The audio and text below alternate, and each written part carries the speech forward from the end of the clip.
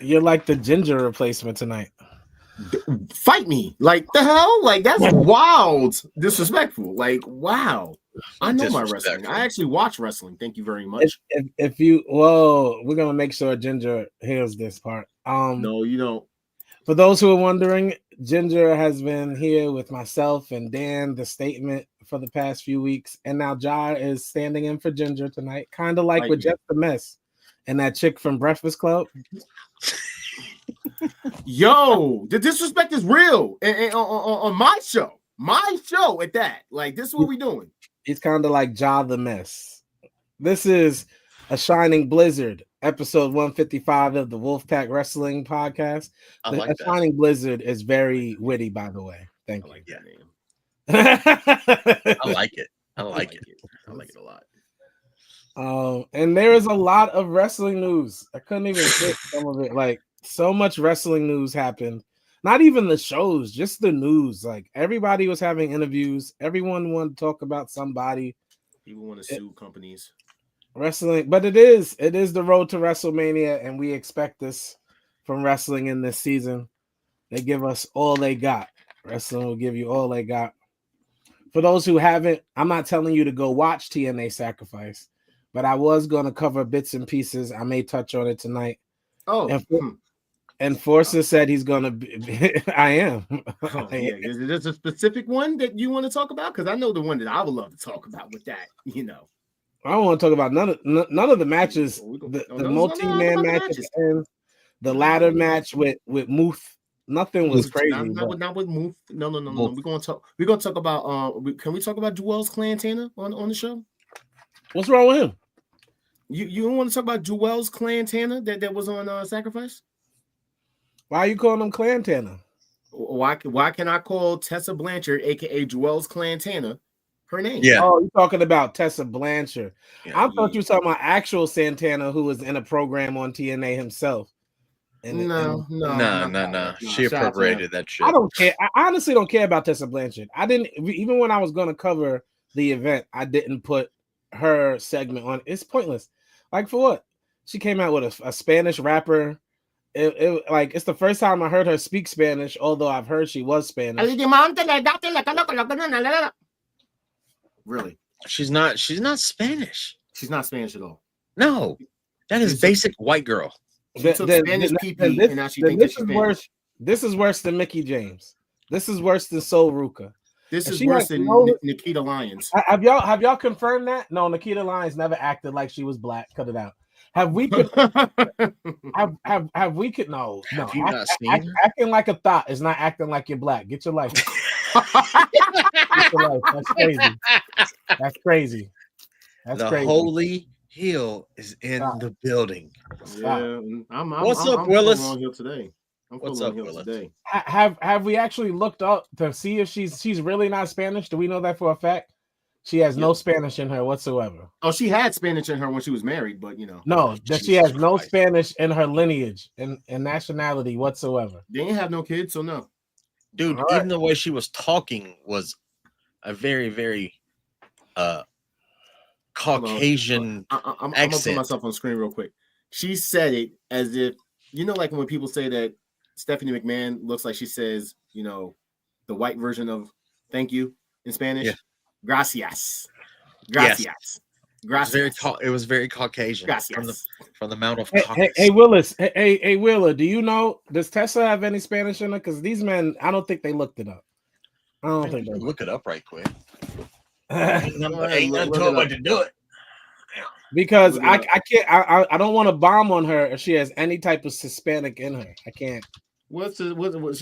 She had. I told you she had Hispanic in her. No, I mean married. They ain't married no more. Life. She had the dagger. She had some dagger. There's children. Yeah, it was good, Randy. I see nothing so far about her being Hispanic. Okay, got it. Okay. Let's see. All right. Yeah. Like I said, Joel's Clantana. Joel's Clantana. Okay. Clantana. Okay. Yeah, her. No, but here's the thing. It shouldn't be taken lightly at all because bro. Guess what she was born? Go ahead, say it. Charlotte, North Carolina. Okay. Here's the thing. Here's the thing. It's not really a joke because she spit in a Puerto Rican girl's face and called her a slur, and that's how all of this started. So if now she's perpetuating being Hispanic, then we know what the problem is. But we can go back off screen. It's not how pre-shows go. Ja then came back and made his own rules again. My bad. Sorry, Ginger, where are you? Ginger, why did you let Ja replace you? Bring Ginger back. Okay, heard you. Somebody bring Ginger back. Listen, it's just the fact that Shorty was literally speaking Spanish to a Chinese lady at that. You were speaking Spanish to a Chinese lady, trying to be Joel Santana, but we know that you're down with the K's, and I'm not talking about the people with the cons. So you're literally, I think Dan asked a question before to me. Can a racist be a cultural appropriator? Yes. Yes. Well, that's how we start our pre-show. What's good, buddy? Yes, the answer is yes. A racist can be a cultural appropriator. Yes. It's just like MJF wearing blackface, but y'all don't want to talk about that. So I don't know. I mean, wow. I would call it more of well, no, I'm not gonna say it. Nope. No, I'm not gonna say it. I'm not gonna fucking say it. He's It's more like, don't you do it. Don't you do it. I know you were going with that. Don't you do it. You know what I'm saying? Especially if he joins the Hurt Syndicate. Damn, man. No, we're not doing that. We're not doing that. We're gonna start the show in Maxwell, Jerry Heller Freeman. Wrestling Podcast, episode 155, A Shining Blizzard. Ginger, thank you for hashtagging Bring Back Ginger. We miss you. Kimmy, we miss you. Oh, Ginger's coming on Kimmy. now. Look at that. No, I miss Kimmy. She can stay where she's at. Ginger, bye. Look at that.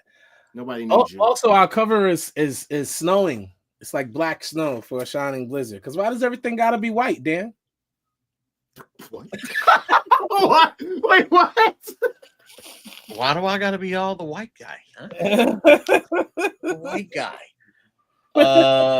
I'm actually very disturbed about Tessa Blanchard's background now. Yeah. Oh my God! You know who her stepdad is? Who? Now I know where I recognize her from. Magnum TA. That's her stepfather. You didn't know that? No, I did not know that. I didn't know that part. The thing about it is, it's horrible that she appropriated in that way. Mickey James, I looked it up. She does have like an eighth of Native American in her, but she did a whole tribal rain dance to the ring 3 years ago. That was absolutely out of order. It's like Ruka coming. It's like Ruka coming out. It's like Ruka coming out in a dashiki talking about word She's life. black like, though, but she's black. Yeah, okay. Let Ruka come out in a dashiki. I bet. I mean, if John Soul Brother can do it, why can't she? I'm about to go. I'm gonna go Walmart and buy these cards. You know, so wait, every time y'all say something, just throw it in front of the screen. Right, red card. To the chat right now. I want to let anybody know if this show is obnoxiously long, you all are gonna know why. Yo, fight me, all right? Because it ain't my fault. I mean, you can start the pre-show right now. This is as long as that, you know. We did start the pre-show. We got 1 minute. All right, so start the show. It is the WOLFPACK Wrestling Podcast. We're here normally every, do the thing. I'll do the Let's Go because you've been butchering my Let's Go for the past I don't know how many weeks. It's not time yet. Luigi with the squeegee. Before we start, we're supposed to Enforcer's supposed to be coming on too. If he doesn't make it, it's fine. But when he does come on, we're definitely gonna let him recap the Hog event from over the weekend. Oh, that was fire. Yeah, the fact that he actually gave Zilla a new follow, yeah, and he let him put it on him was so fire. That was awesome. That was so fire. Shout out to him. There's a four. He's there you go. I don't know if he's still working or not though. And it was silver. And it was silver. that was fire. Like I ain't never seen a silver one. I ain't never seen a white one. Have you, Dan? I have not. I've only seen a red one and a white one with green tips. I'm gonna stop messing with Dan. Maybe not tonight. I think I'm gonna ride this white joke out. Keep riding the white joke. Tip? Yeah, green tip. Tip. Riding the white joke. If you keep riding the white joke, then Tony Khan's gonna pop up. So I don't think we should do that. Oh, the white lady. Man, it depends on how thin it is. You know what I mean? Well, he does have a big nose. He can snort anything. I mean, he might just end up just sniffing our screen. I'm sorry. My bad. My bad. Well, I'm gonna tell you right now. I'm gonna tell you right now. Wait, why are you not on camera though? Because now it's not gonna look right. I don't feel well, but and then you I can. came because I was touched by that. I feel like I missed. I definitely missed you. I take you over John. I don't miss you. I will leave. I don't have to be here. Like, thank you. I can take another week. I love my brothers. I do. I don't love you. I love y'all, man. Man, kiss my ass. I don't care about you right now. Man, I've been saying y'all love all day. I don't want to hear. I've been in a very good mood today. I've been in a you very are jealous, huh? Screw your love. He is jealous. You see him? I had a whole single out a couple years called "F Your Love." Don't play with me. Very jealous. It's giving jelly. Jealous. He's very green. Okay, got it. I'm jelly. Don't be a crybaby like Drew. Right? You're giving real Drew McIntyre right now. Like Drew. No, John's the crybaby. Watch him out. John is right. John Cena is right. Oh, we'll talk about it. We'll talk about my name tonight. You know what I'm saying? You're my bro D. What's up, buddy? Hi, Dennis. Welcome to the WOLFPACK Wrestling Podcast, a Shining Blizzard episode 155. I'm gonna let Quez start the show since he said I mess up his let go. When really I could have just made up my own thing, it would have been cooler, but I was trying to let go. I mean, you should because it's mine. But we are gonna do it like this. It is the WOLFPACK Wrestling Podcast. We are normally here every Thursday, 7:30 p.m. ish. I know you missed me when I said this, so I'm back to tell you right now. Let's go.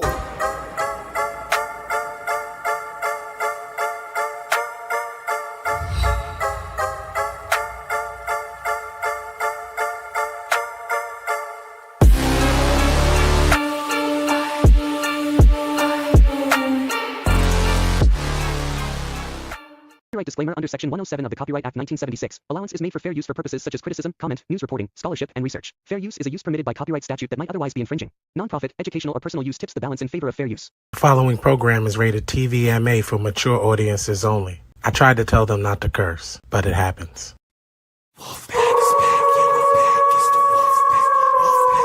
Welcome to the WOLFPACK. Hall Nash 6, we the real click. Real trio hit me with the tag, and I'm still lit. Ric Flair in a leer, that's a real flip. We the illest, and I don't even feel sick. Pockets on swole, that's a buff bag. Well, so many bars, what's in a cell? Hell, money in the bank, what you call that? Bail, we some street prophets, tell them hold that. This is a hot take, you pancake. Wolves in the air, it's the handshake. I'm stone cold like when you hear the glass break for the mouth. That's a little bit of healing face. Sweet chin music, it is not bad.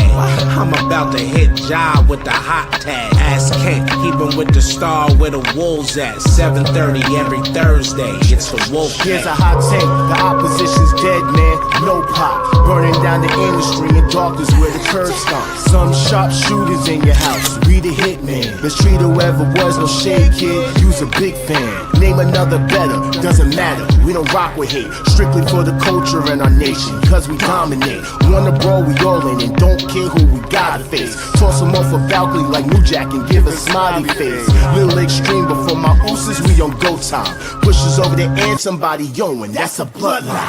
Unapologetic, totally non-stop, we cross lines. Got Thursdays in a death lock, somebody tell them it's showtime. Real honor in this pack, we the foundation.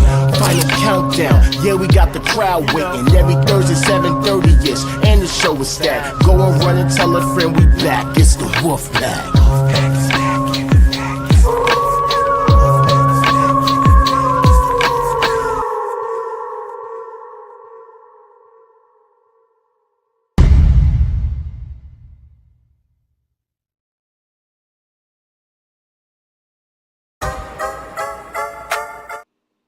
Booyaka! Booyaka! You see how John took over my job? He did not produce tonight, but he had to come on talking first because he missed being on the show. I'm going to stay down here with Ginger. I'm going to come on the camera later. No, it's okay. I'll be down here. It's all right. No, we go. No. I'm going to produce from here. No. I'm chilling. How dare he? Right, thank you, Ginger. Thank you. How dare he? Thank you. Hi, Dennis. I love you, Dennis. But yeah, how dare he? Get off the show. I'm sick and tired of you already. All right, you're gonna crash out. Oh wow! Thank you, all shade star. already. I brought you back. All right, now take you. I brought you into this show. I take you off of this show. You didn't produce the show, so for some reason, Josh back tonight. It is the Wolfpack Wrestling Podcast. We're here every Thursday, 7:30-ish. You can follow us at the Wolfpack Wrestling Podcast on Facebook, YouTube. We've been on Twitch for the full 2 hours the past few weeks, but Josh's here, so he might put us back on Instagram. You can follow us at the Wolfpack Wrestling Podcast on all those wonderful places. It's a big wrestling night. We were going to start with Enforcer, but we're going to give him time to take his break and come on. And Enforcer, whenever you come on, we're going to talk about the Hog event because we want to hear about it. By the way, just want to let you know, we are also back on Instagram as well. So, we are back on Instagram. That's what I said. Yeah, so we're everywhere now. We're on Facebook, we're on YouTube, we're on Twitch, and we're on Instagram, all at the same time. Gotta love it. Do y'all follow us on all of those sites? Y'all should. You should. I need everybody to go follow us on everything. Let's get it popping. So we were going to start with Hog. We'll wait for Enforcer. Let's start how I like to start here recently. And we're going to touch on a little bit of SmackDown, just a little bit, the important parts. And this match was absolutely fire. What do y'all think? I'm going to say it's fire already out the rip. I just want to say that. It was great. I liked it. It was okay. yeah, it's cool. Welcome back, John. It was okay. No, we expected him to say that. And then we got two vignettes this night. Well, the first one would be this one. We know who that is. Ray Phoenix. It was obviously Ray Phoenix. And the second one being this one, who was obviously Malachi Black. Definitely Malachi Black. But the reason why I'm happy that Ginger is here tonight, and she should be here tonight, is dun-dun-dun-dun-dun-dun. Oh, we got give her a moment. Give her a moment. Oh my God, I cried. It was so funny because I didn't watch it, right? And then y'all was like, oh, I didn't spoil it for you. So I'm like, what are y'all talking about? The first thing I went on Instagram and seen was this, and I almost passed out, bruh. Yeah, you're welcome. I was like, oh my fucking God, my man. He finally, he did that. They said this. No, they did that. Yeah, well, he did that because he got the pin. But he said this violence will be televised. And it sure was. And they did their big one. And I'm proud. It looks so good. Shout out to Dawkins, too. Like, Dawkins, his promos have been fire. Like, I feel you, Dawkins, and we see you, brother. But definitely 100% shout out to my man. Like, it was a great night. It was a really great night. With Triple H. The belts are fire. These are some of my favorite tag team belts. They are. Yeah. I think they needed to do what they did with the Intercontinental, add a little color to it. Yeah. But that's what they did, Dan. You don't see the black tag team champions? Oh my God. Are those the US tag team championships that Jimmy was trying to go for? I think so. Yeah. I think so. Yeah. Word. Shout out to them, though. These boys have not held the title in 1,256 days.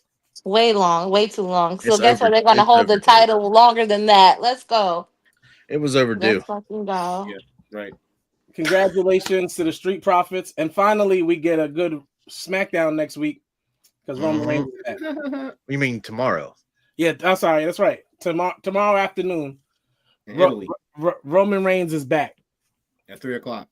At 3 o'clock. I will be watching. I am off. Good thing you're not in any chats with Ja. If you are, he's going to just spoil it for you. So I hope you get to watch it. I'm telling y'all everything. Because that's what he likes to do. Now after SmackDown, I want to go ahead and talk about Collision. Yay! Well, we're moving kind of fast here, huh? Yeah, I mean, this is how we do things around here when All Star produces. Thank you, Ginger. Okay, yeah, listen. Stop blazing. Stop blazing. I'm just saying. The one thing I knew he was going to talk about this because boy, you know what I'm saying, but. You gotta talk about Mr. Trevor beating your boy. Like, no. Let's talk about how done that was. Let's okay. You want to have a conversation about this for real? Yeah. Let's talk about it. What's wrong with not because I understand you're AEW Glazer. Welcome back to the show. We get all of that again. Now this. Ricochet has been subpar in AEW. He does not wrestle well enough to beat the people he's beating. We're not even talking about Dynamite last night yet because that was a debacle. Shibata is a better wrestler. And I understand the push that Ricochet's getting. Shibata is a better wrestler. That's all I'm saying. That's all I'm saying. Since you want to talk about it, since you think it's the only reason I brought it to your opinion. So you're telling me Ricochet's a better wrestler than Shibata? I mean, Ricochet is the best wrestler alive, so I don't know what you're talking about. That's glazed. There would be no. What did he say? There would be. You heard him. There would be no AEW if it wasn't for Ricochet. You know what I'm saying? Excuse me. That's yikes. You see, the problem with y'all is that y'all just want to be that toxic people. You know what I'm saying? And this is why this is probably my last show because I'm breaking up with you guys. Just want to just let it be known that I'm breaking up with y'all.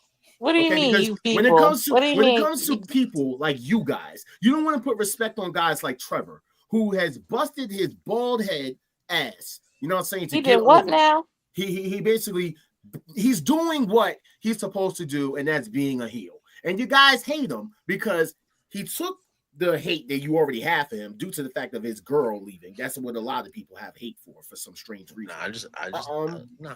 And some people don't like. You don't even sound like you believe it. It is what it is. All I know is that Ricochet is corny. Is the best wrestler alive. Ricochet is better than Kenny Omega. Oh, he can wrestle. Is better than now you're trolling. Ricochet is better than Roman Reigns. Okay.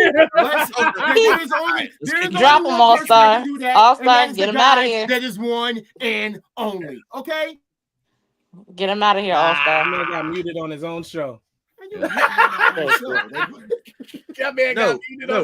Trevor can wrestle. Trevor can wrestle. He's just corny. Unbelievable. He is very corny. That's all. I couldn't believe what I was just listening to. a lot of Krispy Kreme donuts. There he is. Clip it. There he is. Welcome to you. I'm back. And Enforcer, welcome to the show. We're gonna stop with Collision just for 2 seconds because I know Enforcer has to go. Enforcer was at the House of Glory show, City of Dreams. It looked like a great show. We also got the Mercedes versus Indy was the main event. What I was able to see from the match, it looked pretty good. Indy Hartwell is back better than ever, by the way. So how was the event, Enforcer? First, about Indy Hartwell, I didn't know she could wrestle like that. She actually did a good job. She surprised the hell out of me. The event as a whole was fucking awesome. The atmosphere, New York. So it was fucking awesome. I'm sorry, Enforcer. Wait a second. Willis, we love you, bro. There will be no tribal chief slander on this show. I was going to say something. I didn't want to interrupt Enforcer, but I was ready to go off just now. But carry on. We debate a lot, but we will not disrespect the tribal chief on this show. Continue. Mercedes hate. I knew it was coming. Well, like I said, I think I said this in prior with y'all. I'm not trying to convince y'all. She's a good chick. Well, I'm not going. That's because I said that. I ain't gonna be doing her fucking dance now. But the matches. I got you right now. I know you do. The match is all right. Like what's the kid's name? The wrestling club was there, so they brought some energy. The little kids in Brooklyn. The main event though was 2 out of 3 falls. Titles for career on the main event against cold-blooded killers. Now, how come nobody knew that? Because it felt like this match was touted as the main event. Yeah, I thought that was the main event. Because first of all, this was Mercedes' debut on Hog, and 2, the aftermath of this match is getting talked about more than the event itself, which was JD from New York, situation with him not calling it. And JD, that's the news right here. They House of Glory did the right thing from what we're hearing. Can you get on camera for that one? Because and they kicked JD from New York off of commentary before Mercedes Moné graced their ring for their match. Right? But why? Because if you know JD, you know why. Oh, he's not a Mercedes fan or something. Seems like he's not an AEW fan. Nah, I listened to him. And I'll sit there and listen to this man rant for 45 minutes, and we still don't know what happened. Still don't know what happened. So what the hell was he saying? He got kicked off because he's a bitch. He got kicked off because he is. I don't know much about this man. I don't listen to him, so I don't know what the issue is. This man fights with Tony Khan on X. He fights with Dax Hardwood on X. He fights with every wrestler he doesn't like on X, and yeah, that's pretty much it. So what's his beef with Mercedes Monet? I don't. Dax Hardwood wants to redact that man. Yes, he does.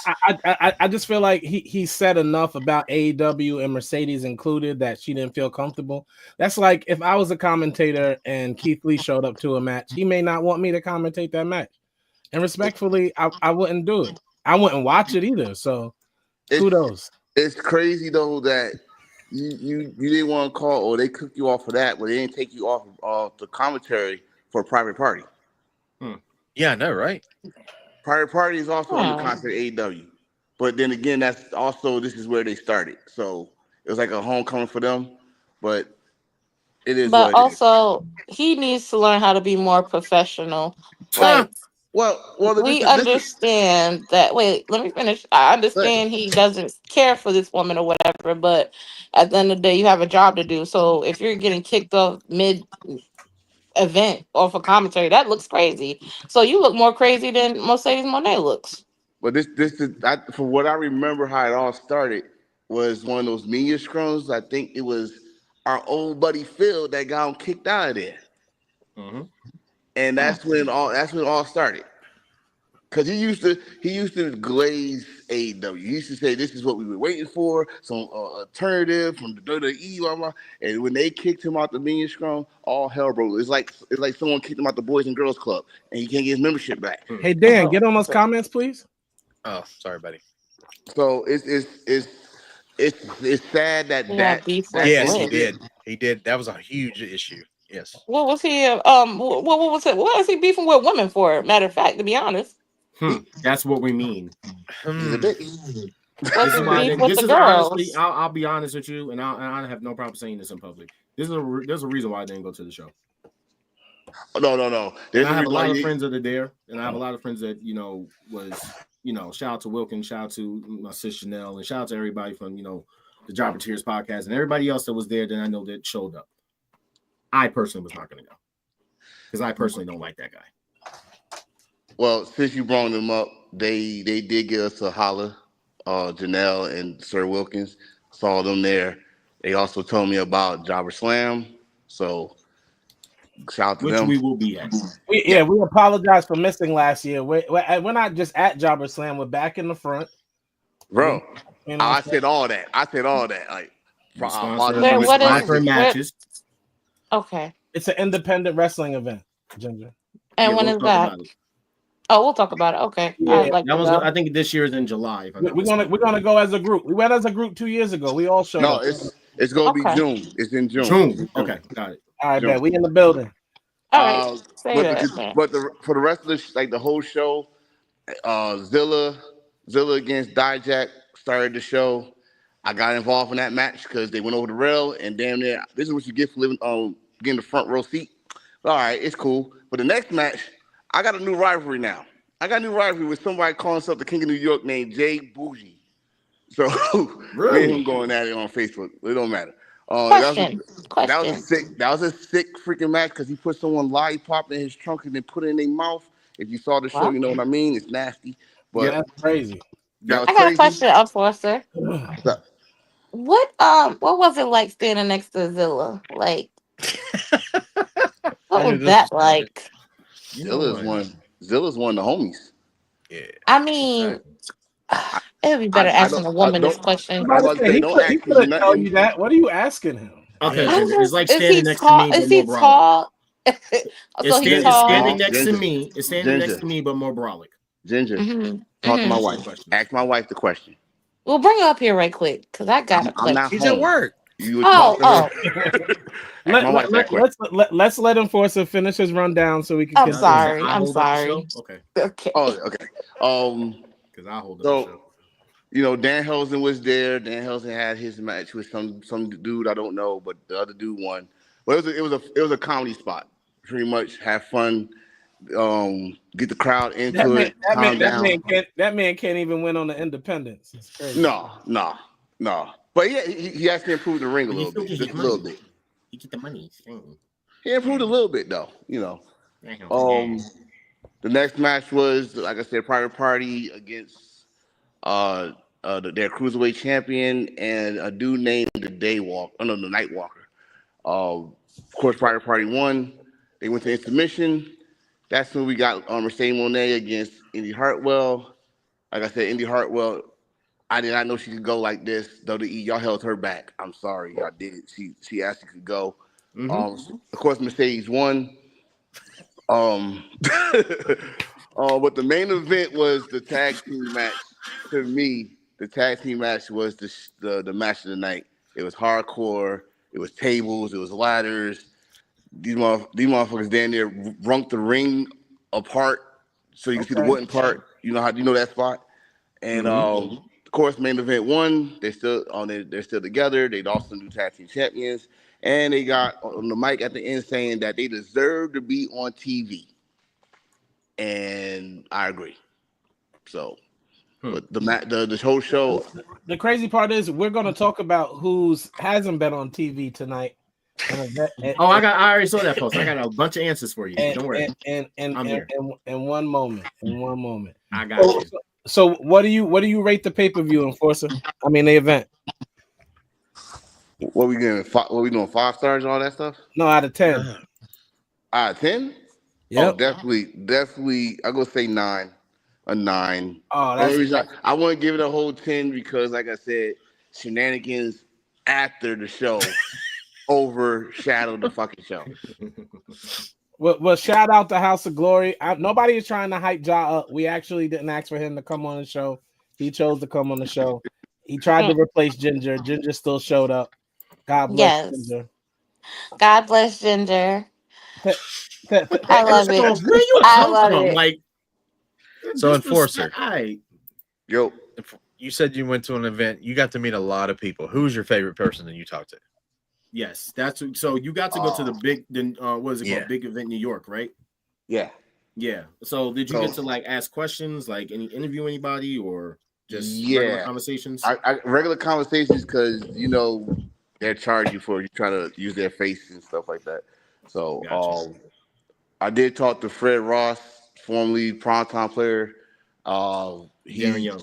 Yeah, Darren Young. He's training. He's a trainer at New Japan right now. So he's wrestling for them, and he's one of the trainers in the LA dojo. Titus O'Neil said he's still part of WWE, which is wow. He's an ambassador, right? Or something like that. Something like that. He said he still get checks. So shout out to him on that. But I already said Mercedes Moné. So technically, you met both the primetime players. The straight one. They was right next to each other. Joe, what up, Joe? What's good, Joe? They was right next to each other. So it's like I was talking to Fred. Well, I guess Titus got a little jealous and he interrupted our conversation, so I was talking to him too. I would have paid money. Just to take a picture with Zilla pulling my wig off. Like, just snatch it right quick and just get the reaction. See, you one of those weird fans that they be talking about that be coming to the events. Like, I don't give a fuck. You would be the one to go up to someone in the restroom and say, "Hey, can I have?" Wait, so Enforcer. So Darren Young came out. Did Titus finally come out? I mean, show up. Stop. You know what? I haven't been on this show in a while, so we gotta go back to the final countdown. Yeah, we got the crowd waiting every Thursday 7:30. Stop. I would have paid Zilla money for that just to get that funny ass picture. Oh my god. Well, I got some more.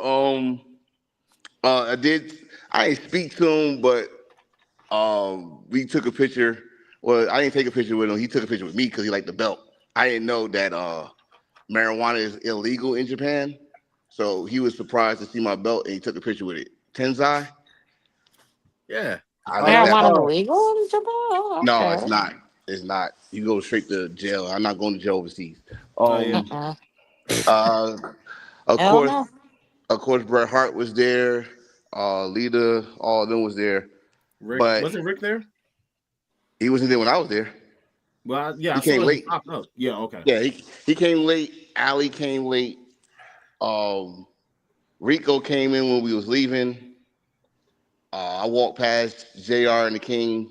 I'm not paying those prices. Fuck that. I like you, but no, we good. Wait, do you want to tell your morning story? Oh, okay. So the morning story. Get on the camera for this one, please. I need. What is wrong with? I'm at work, man. But so I found out I was in the hotel with these people. Me and my wife getting ready to go to the place, get something to eat, and the first person we see is JR. JR looked like he's going straight to the bar. Hey y'all. And we talked to him like we know, like, what up, JR? And we just walk past him. The next person we see is Rampage Jackson. I ain't fucking with him, like he had a bad day.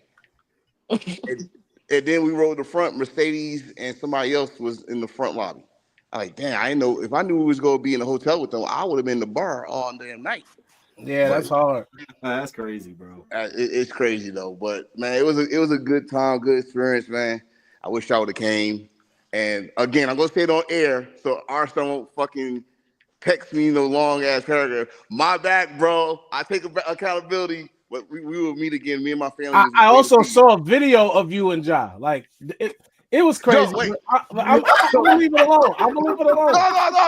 No. You brought it up. Hold up. So I put the message out there. The only person that contacted me was Ja. Everybody knows I don't look at that chat unless I am tagged in the moment. I do not look at the chat. That's why I said. I'm gonna take. That's what I said. I'm gonna take accountability because I got your phone number and I didn't even text you. So that's my fault. And we family. Damn it. Don't you start. Yeah. You even got a ride to even get over this. I got Uber money. I got Uber money. Well, you should have Ubered to Queens. Well, I'll be back though. I'll be back. All when are you coming back? All right, Enforcer. We appreciate you for pulling up, Enforcer. Of course, stay if your break is longer.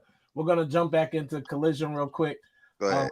I'm done talking about Trevor. Timeless Tony Storm says, the greatest.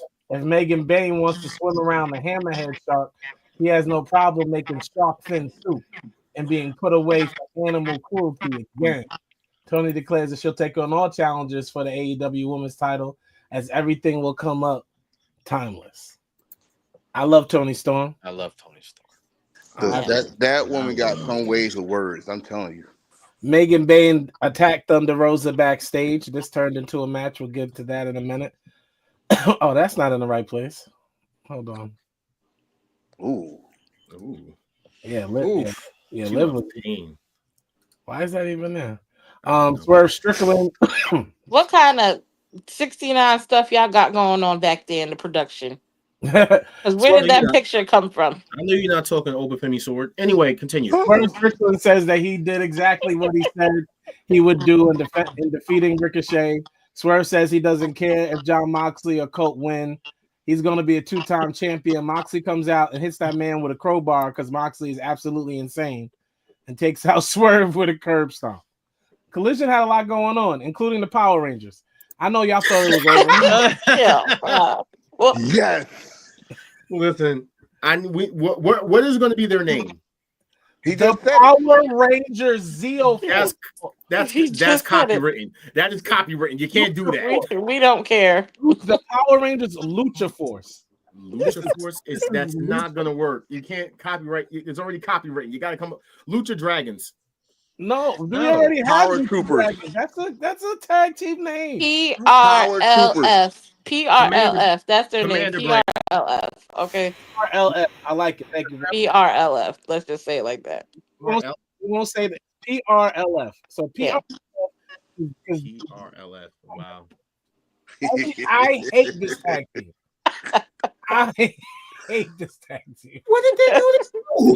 They just started. Why did they dress them up and then put them in some intergalactic background like they already own, like Power Rangers? Because it's hologram. See, I told you something about this dude. I just don't know. Now they're gonna add more shit to me not to like him. I love hologram. Hologram is a beast. Bro, and then I love his sister Harley Graham too. And then they ain't gonna do nothing but fight Beast Mortis, and then I pray that Luchasaurus comes back so they can fight him. They're gonna fight all the monsters. They're gonna fight Powerhouse Hobbs, and they're gonna. I swear, Darby. I swear, Darby. If their music come out, Darby. That's the Nickelodeon tune, though. That's crazy. Lucha Ranger Digital Force. There we go. Lucha Ranger Digital Force. No. What was that? Rangers is cool. That's Lucha Rangers. Early WWF, they had a guy in a mask, and they would try to play off of Mortal Kombat Sub-Zero. That's what that mask reminds me of. Is that you mean guy. WCW? Glacier. My guy, Glacier. Glacier. How dare you? WCW. Like a glacier. Yes. Megan Bain beats Thunder Rosa on Collision. After the match, Bain continues to attack Rosa. Timeless Tony comes out and once again gets laid out and is laid on the mat. Every single week, I say this every week now, Tony Storm has to lay down and be in this weird position for 1,000 pictures to be taken of her butt in the air. Why does it happen every week? I'm not complaining. I mean, of course not. And then we got FTR. You ain't complaining either. And then FTR beat Roderick Strong and Kyle O'Reilly. After the match, Strong and Style offer a handshake, but FTR decline and they leave.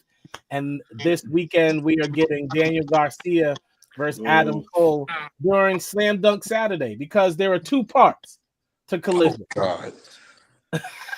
I'm going back to work. I'll continue watching. All right, later, bro. 2 parts to Collision. The hell? Yes, there are Collision is a 2-day event. Collision is a 2-day event this weekend because of the NCAA tournament, and I hope you did the brackets. Me and my wife do our brackets for no reason. We don't watch all season, and then we make up a bracket. What's up? We make a bet. We only did women's basketball this year. Women's college is much better than men's college basketball. Okay, got it. It just is. Women's college basketball is better. It's a fact.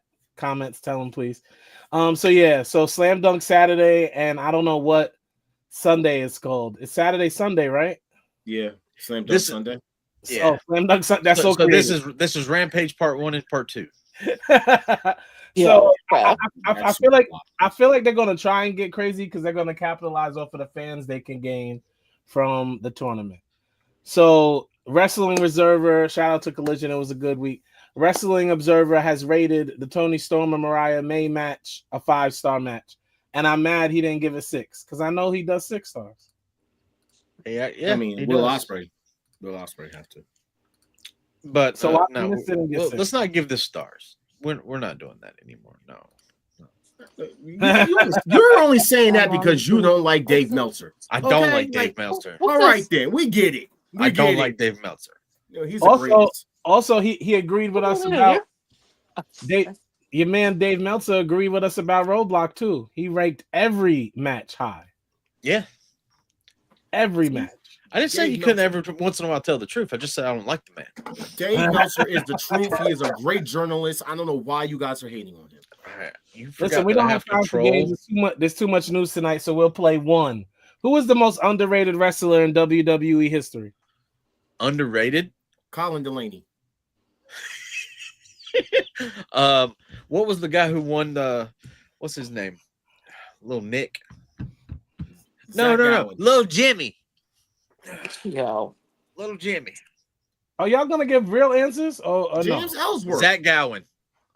I already said Zach Gowen. I was real fond of Erwin Schweitzer. Oh my gosh. All right. I'll give you 2 people. I was real fond of Riddle. Riddle was really good to me. And he was high. He was very high to you. Yeah. He was high. He was still a good wrestler. He was high on her list. He was high on her list. And I like Elias. I like walking with Elias. I ain't gonna lie. I love Elias. So I'm gonna agree with you about Elias. But I don't know if he was underrated. Fandango. Because he was over. Another one I could say would probably be the longest reigning tag team champion of all time, Nicholas. Yeah, that's what I'm saying, Nicholas. Anyway, Braun Strowman. Yeah. Anyway, Bam Bam Bigelow is underrated. I feel like Curtis Axel. I feel like Rick Rude was underrated. David Otunga. Okay. David Otunga. Karrion Kross is underrated too. He's good. John's been trolling every answer, and this is why No one missed you. Okay, fine. All right. I know you missed me, so I'm just going to give you the last honest answer. David Flair. There we go. All right, we're done. We're done. Yeah. David Arquette. David Arquette. Is David Arquette okay? I only had one game. Underrated. Not. Yeah. Underrated. Okay, got it. So, Underrated. So Liv took a beating. Ginger, you were asking what this was. Liv took a beating overseas. Her first match. That's what it looks like after her match. And we found out that she is suffering from an injury. Good riddance. Yikes! The haters. Did you read it? But did you read it? It's said to be a back injury caused by carrying the women's division single-handedly for the past year. Facts. Tomato. Got him. Tomato. You're not even looking at the screen. That's why I'm sitting there waiting on it. Tomato. Boo. I don't see how you get hit outside of the injury. So TNA Sacrifice happened last weekend as well. Matt Hardy, Jeff Hardy, Alicia Edwards, Mustafa Ali, Lee Ying, Mike Santana, and Moose were all injured. And if you watch the event, you can see why. That's what I didn't say in the pre-show. About some hokey pokey shit from AEW. You should have seen that. By the way, great matches, but no. How great can none of it was safe. They were trying so hard. 8 people got injured in one event. At one event. Matt Hardy is not cleared. Jeff Hardy is not cleared. Alicia Edwards has a concussion. Mustafa Ali broke his jaw. He'll be all right. Lee has a perforated eardrum like Travis Scott slapped her. What the hell's going on? She'll be okay. She'll be okay. Mike Santana has a left hand injury. It's probably fractured. And Moose has a hip injury. And of course he does. Why was he climbing up a ladder? And why does he have the X Division Championship in the first place? Move.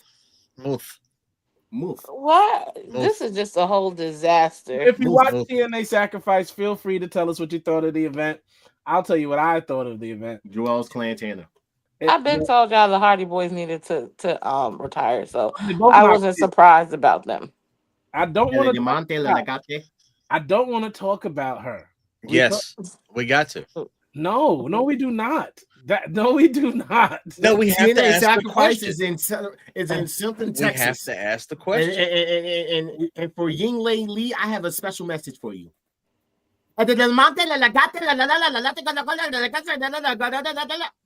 Nigga, what? Yep. So Tessa Blanchard, because we don't bring up the gossip stuff when Ja's not around. For Tessa Blanchard, got up on TNA before Sacrifice and did a promo. Wait. Where Santana. She was dressed. She was dressed as a Mexican or whatever she would think Mexican would dress. She was Hernandez. And she did she spoke in Spanish, although she isn't Spanish at all. And then you did all this in Women's History Month. How dare you? And then you're making us look bad, Ginger. And then for her entrance, she had a Spanish rapper do a theme song in Spanish while she came out to the ring. Us of the Women's Coalition. Where was this at? It was in Texas. As head of the Women's Coalition for all women around the world. So I asked Ja a question. Ja, we do not. We do not condone none of that. We don't even claim Tessa. What's up? I want to know what the viewers think about the question I asked you. What was the question that you asked me about? The fact that can a racist be a cultural appropriator? Yeah. I mean, LA Knight voice. Yeah. I had to do it. I had to talk about it. I'm sorry. It was a little disturbing. Yeah. It was a little, disturbing. Not only do people get hurt there, though, but the names listed after AEW Revolution. Oh, John loves this. Swerve Strickland has a broken eardrum. Cody Jr. Mercedes Moné has a bruised larynx, which is fine because for those who don't know what a larynx is, watch your mouth. It's her neck, and nobody wants to hear her talk in the first place. She'll need to talk. Never mind. Nobody wants to hear her talk in the first place. Good riddance. Go drink some tea. You'll be all right. and Momo, nobody knows her, has an ankle injury and crutches after the show, but it doesn't matter. You know Momo. I know about Momo. Momo was an amazing wrestler. Anyway, Momo isn't even signed to AEW, so nobody cares. Speaking of AEW, all right, let's do this. Why? And let me finish reading, Ja. Okay. Thank you. Why are these people not being featured on AEW or Ring of Honor television? Ja's going to give us a reason for everyone. They're going to be deportation issues. There's going to be. Well, it's clear as day. Like it's really clear. I know I know a lot of these people are injured, but some of these people are not. Wardlow injured. No, he's not. No, he's not anymore. He's cleared. No, he's not. He's cleared. He is a fan. He is a friend of two individuals that no longer work in that company. That's why he's not on Wardlow is not injured. You see, when did you guys hear that he was cleared? He's been cleared. When? When did they announce he was cleared? If you follow Wardlow's regular socials, he is not injured. He's showing no signs of injury at all. Sounds familiar. Gotcha. Sounds familiar. Like, I don't know, Ricky Saints, maybe? Wait. He had a knee injury and then had a car accident right after the knee injury. So all this happened last year. So you mean to tell me he's not still injured? Yes. Okay. What about the Von Erichs? Old. They're not old. I'm kidding. What about Hikaru Shida, Josh? She's literally overseas and visa issues. Didn't I just say he was going to say this before I said this list? I mean, it's not my fault. Listen, we are blessed to live here in America and not have to deal with those issues. Where's Danhausen, Ja? On the independent scene, still working. But why is he not on Ring of Honor or AEW is the question, because he signed to the company. Where's Stokely? Was on Ring of Honor. Where's Stokely? Stokely's actually taking a break. Where's Mercedes Martinez? She's actually wrestling on the independent scene, but she's still contracted with the company. No. So is Garland in here tonight? Yeah, I was about to say, where's Jeff Jarrett? Where's Jeff Jarrett at, Garland? Storyline dropped. Next. It doesn't mean anything. The question is, why aren't they on the TV shows of the company they're signed to? And you telling me they're on the independents doesn't tell me why they're not on TV. Well, here's the thing. Would you rather them not be on TV and still being able to work, or not being able to be on TV? Nobody's mad they're not working. The post doesn't say that. It says, why are they not being featured on TV to the company they're signed to? Because a lot of these people are hurt. They can still appear on TV. And half of them are not. For what? Why? I don't need nobody that's hurt appearing on my television. Shit, they still put Becky Lynch on Raw, and they feature her on Raw. She don't ever show up. Who? Becky Lynch. Who? They got her everywhere on the Raw, but she don't. That young man. Who? That young man. Why they don't feature these people? Who? I don't know who that is. She hasn't been around since Obama was in office. She's not been That's around the point right there. She still work for the company and get featured, but Kota we mad at also people raising contract now? What about Kota? Kota, he's home. That's part of his contract. You say over there, whenever they need him, he comes over. Luchasaurus, the man almost died. Yeah, he's No, that's what not every name on this list was valid, but you trying to act like wrestling on the independents is okay. Viva Van just got there. Amy Sakura is no longer with the company. Josh Woods was injured, but he's basically on Ring of Honor. What's Mike Bennett doing? Because his wife left and he's still signed and he's fine. Drop storyline. That doesn't make up for why they're not working, bro. The question is, why are all these people in catering? 7 of them are injured. The other 8 are not. Okay, let me just answer this realistically for a lot of people. Okay, not everybody can be on television. That's a fact. Let's just keep it straightforward. You know who shouldn't be on television? Clark Connors. Let me explain. You gotta chill. Let me explain something to everyone. So the Bullet Club War Dogs still exist, and they're still a thing.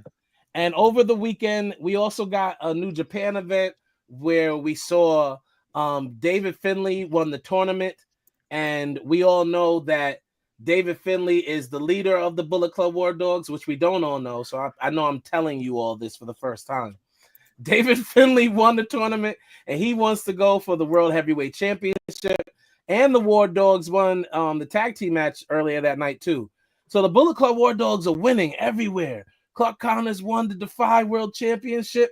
It was vacant. They're all winners. Does anybody care about the Bullet Club War Dogs? Does any please in the comments share this if you care. Find me 5 people who care about David Finlay, Clark Connors, or whoever else the rest of those people are on this random version of Bullet Club. I don't even know who you're talking about. That's the only one. Gabe Kidd. I don't care about nobody else. Gabe Kidd is a good wrestler. I'm not going to cap. But the leader and this guy who's supposed to be his whatever he is, Clark Connors, I'm not buying it. I'm not buying it. That's all I'm saying. If you don't know, that's good that you don't know. But Ja's here tonight, and I know I had to talk about random wrestling news. So there's your random wrestling news of the night. Okay, heard. Why don't you want to talk about Alberto Del Rio? How about that? Oh, we'll get there. Fightful says that they have not been told by one source today that former New Japan World Wrestling World TV Champion Jeff Cobb, who competed over the weekend in New Japan, so people just be talking, is one of the wrestlers featured on WWE's internal roster. There's been a rumor going around that Jeff Cobb was on WWE's internal roster. But if you watch, like I said, the event over the past week, you know that he's still in New Japan. So people be capping. Just like they said Evil was going to stop making stuff up and just sending people to companies that they're not going to. It's absolutely ridiculous. Kind of like Jamie Hayter getting so-called released. Yeah, that's like, come on. Also, where's she gonna go? Back to Long Island? So Speedball. She's from London. No. She's gonna go to that shade. All the wrestlers come live on Long Island. She's not gonna go back to London. She want a job. She can't wrestle over there. Wow. Speedball Mike Bailey says PWG is very much tied into AEW. So is WWE. And they think PWG is ultimately and now very intimately tied into All Elite Wrestling, right? I was wrestling in 2016, he said, and in the 2015 Bola, where he wrestled, he remembers looking at the card. That's and not half Los of them, Angeles, by the way. And half of them or more are on the AEW roster right now. So I want to say this. I don't know what the point of this news is. And this is why we get into tribalistic conversations. It says we're talking about tribalistic conversations. Good old Jeff Jarrett said he loves tribalism in wrestling. Jeff Jarrett told the Orlando Sentinel that he loves tribalism in wrestling. Here's why. He says, I love tribalism. I embrace it because it is the nature of what pro wrestling is. Home team versus away. Good versus evil. Black, white. I don't know why he said black, white. It's shades of gray. I don't know where he was going with that, but he almost put his foot in his mouth. So many aspects of this world are super divisive and super tribalistic, like black and white people, Jeff Jarrett. But in wrestling, with that ability to evoke emotion, you create more chatter, you create more passion, and you create more revenue. Hot take a pancake that tribalism is good for wrestling.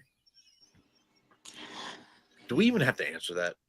Okay, this is how I feel about it. Final countdown. Yeah, we got the crowd waiting every Thursday 7:30ish, and the show. Don't do me, because I'm about to kick some real shit right now. Thank you.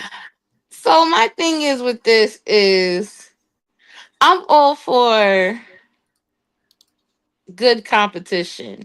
I'm not going to say, how can I put this so I don't have to go on the back and forth screaming match between me and Quez? Yeah, fight. I'm all for good competition. So yes, it's always good to have like conversations, throwing a little shade, like, yeah, they got that from me, or I got that from. I like that because it just puts the battery people back to do better. That's just how I feel about it. Like, Jacquez took, you know what? I can't even say this shit with a straight face. It's too funny. Speak, nigga. Go ahead and speak. I just look up in the camera and see your face. Well, I don't believe in like the tribalism thing. I really don't believe in that. Like, my thing with that is just like,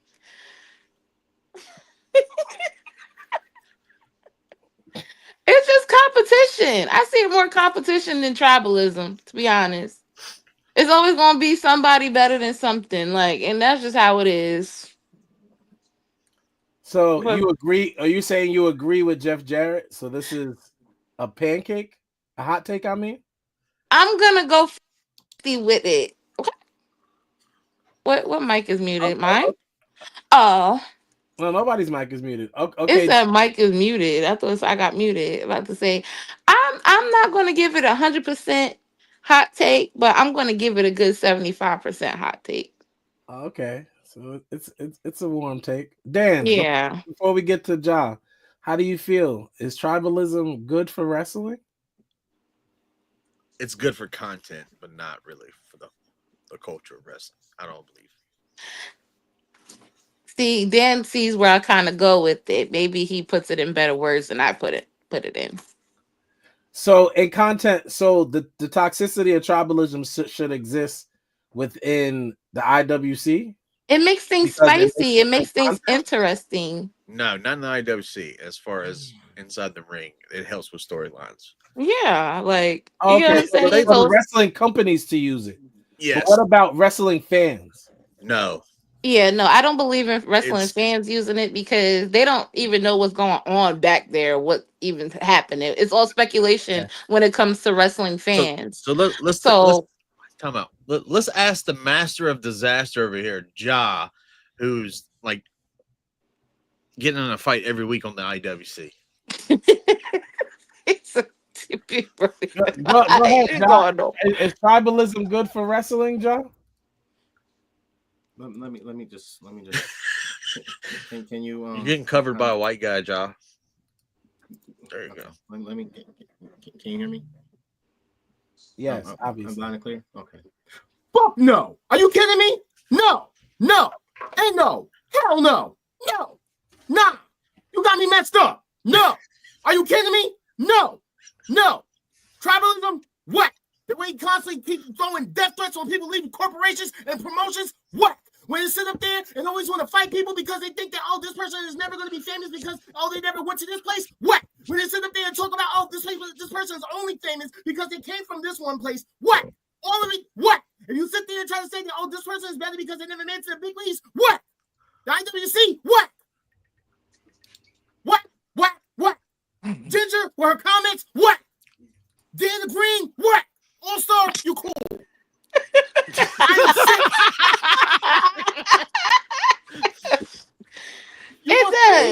Y'all trying to make me crash out. Look, you are the prime example of why it's good. You're the prime example. Because it's not good. You want to know why it's not good? And Jarrett, listen, I used to say that you were one of the GOATs. Listen, Jeff Jarrett, I literally hope that the next match you get into, someone literally puts you a concussion on you. At this you one of them people. See, you one of them people. You wanted that damn guitar and stroke you. Okay? You're one of them people you were just talking about, bro. Listen. You're one of those fans. When you sit there and you want to sit there and say something like, oh, tribalism is a good thing. When has tribalism ever been a good thing? Let me talk about this real quick. Jared, do you not remember the half of the tribalism that happened during the time that you was running TNA? Do you not remember? Do you not remember all the threats and stuff that people were getting? You know the wrestlers that you signed to your company with Dixie Carter? You know how many times people sat there and said that, oh, if you're going there, I hope you die. We're going to kill you, yada, yada, because they left the WWE to go to TNA, right? Okay, let's fast forward. Same thing going on with AEW. Now, all of a sudden, when Bryan Danielson left, y'all issued death threats to him. How dare you leave? Yeah, I know you got the popcorn. How dare you sit there and you leave WWE? That's tribalism is good? No, it's not. When you have people that will sit there and do crazy things with their tribalism because they're such in love with a promotion that they would even put themselves into a relationship with one of the wrestlers in that promotion. Sonya Deville. Well, that's just people, period. Like, that's just crazy people. That's not because of what's going on. That's just people that don't know reality from non-reality. Like, okay, got it. So they it's take still the real shit too serious. It's still like, real to them, damn it. I get it. I hear you. Listen, let me give you with some real reality for your freaking go and touch some damn grass ass. Okay, yes, breaking news, the IWC is toxic. No, it ain't no damn breaking news. We've been through this. And for the fact that people want to sit here and act like they're not damn toxic, you're lost your damn mind. And you got the right one today. I am the hoodie heel, John Cena. Okay, and this is exactly why I've broken up with a lot of people. I broke up with my people on my podcast. I'm sorry, y'all, but this is my last show, and I'm breaking up with you. And as far as the IWC, I'm breaking up with y'all too. Y'all are way too damn toxic. All y'all want to do is sit there and argue. You want to sit there and talk about ratings all the time. All you guys want to do is cry and cry and cry and cry and cry about ratings. Well, this show got this many ratings, and they're never gonna make. Let me give you a hate for you freaking WWE tribalistic bastards. The WWE will never reach what they did in the 90s as far as viewership. You want to know why? And no wrestling company will ever reach that. You want to know why? Because wrestling is no longer must-watch TV. I'm sorry, IWC, but wrestling is not that damn important as much as you guys make it seem to your everyday lives. Only you people know about this stuff. Globally, nobody gives a damn about WWE. Globally, nobody gives a damn about AEW. Globally, nobody gives a damn about TNA. Never did. But regardless of the fact is, cut the crap. Cut the crap. You always talk about the ratings. Let's talk about other stuff. When things happen in one company and then you sit there and you BS and talk about how, oh, this never happens there. Oh, wait, this would never happen if this company never existed. According to a lot of y'all people, there was never anything before the WWE. And for that, you need to go and Chris Benoit your entire family tree for yourself. Ooh. He's innocent, by the way. With the access to the internet, which you guys use to get on and say this stupid shit, by the way, the IWC. You guys get on and say the stupid shit. You sit there and say that you guys can't know who this person is or who that person is or whatever the case may be. You can't use your Google. I love the fact that people, when they show up in AEW, you always drop the comments, who. But when they go to WWE, y'all automatically know who people are. Tribalism, right? Either you know what. That's a little how I feel about it. So, to answer your question, after my long little rant, hell no, tribalism ain't good. Hell no, it's not. And the IWC is the worst with this tribalism stuff. None of these companies do this. None of these companies care as much as these fans do. Because most of these companies either working together, most of these companies have people that work there that are friends with other people in other companies.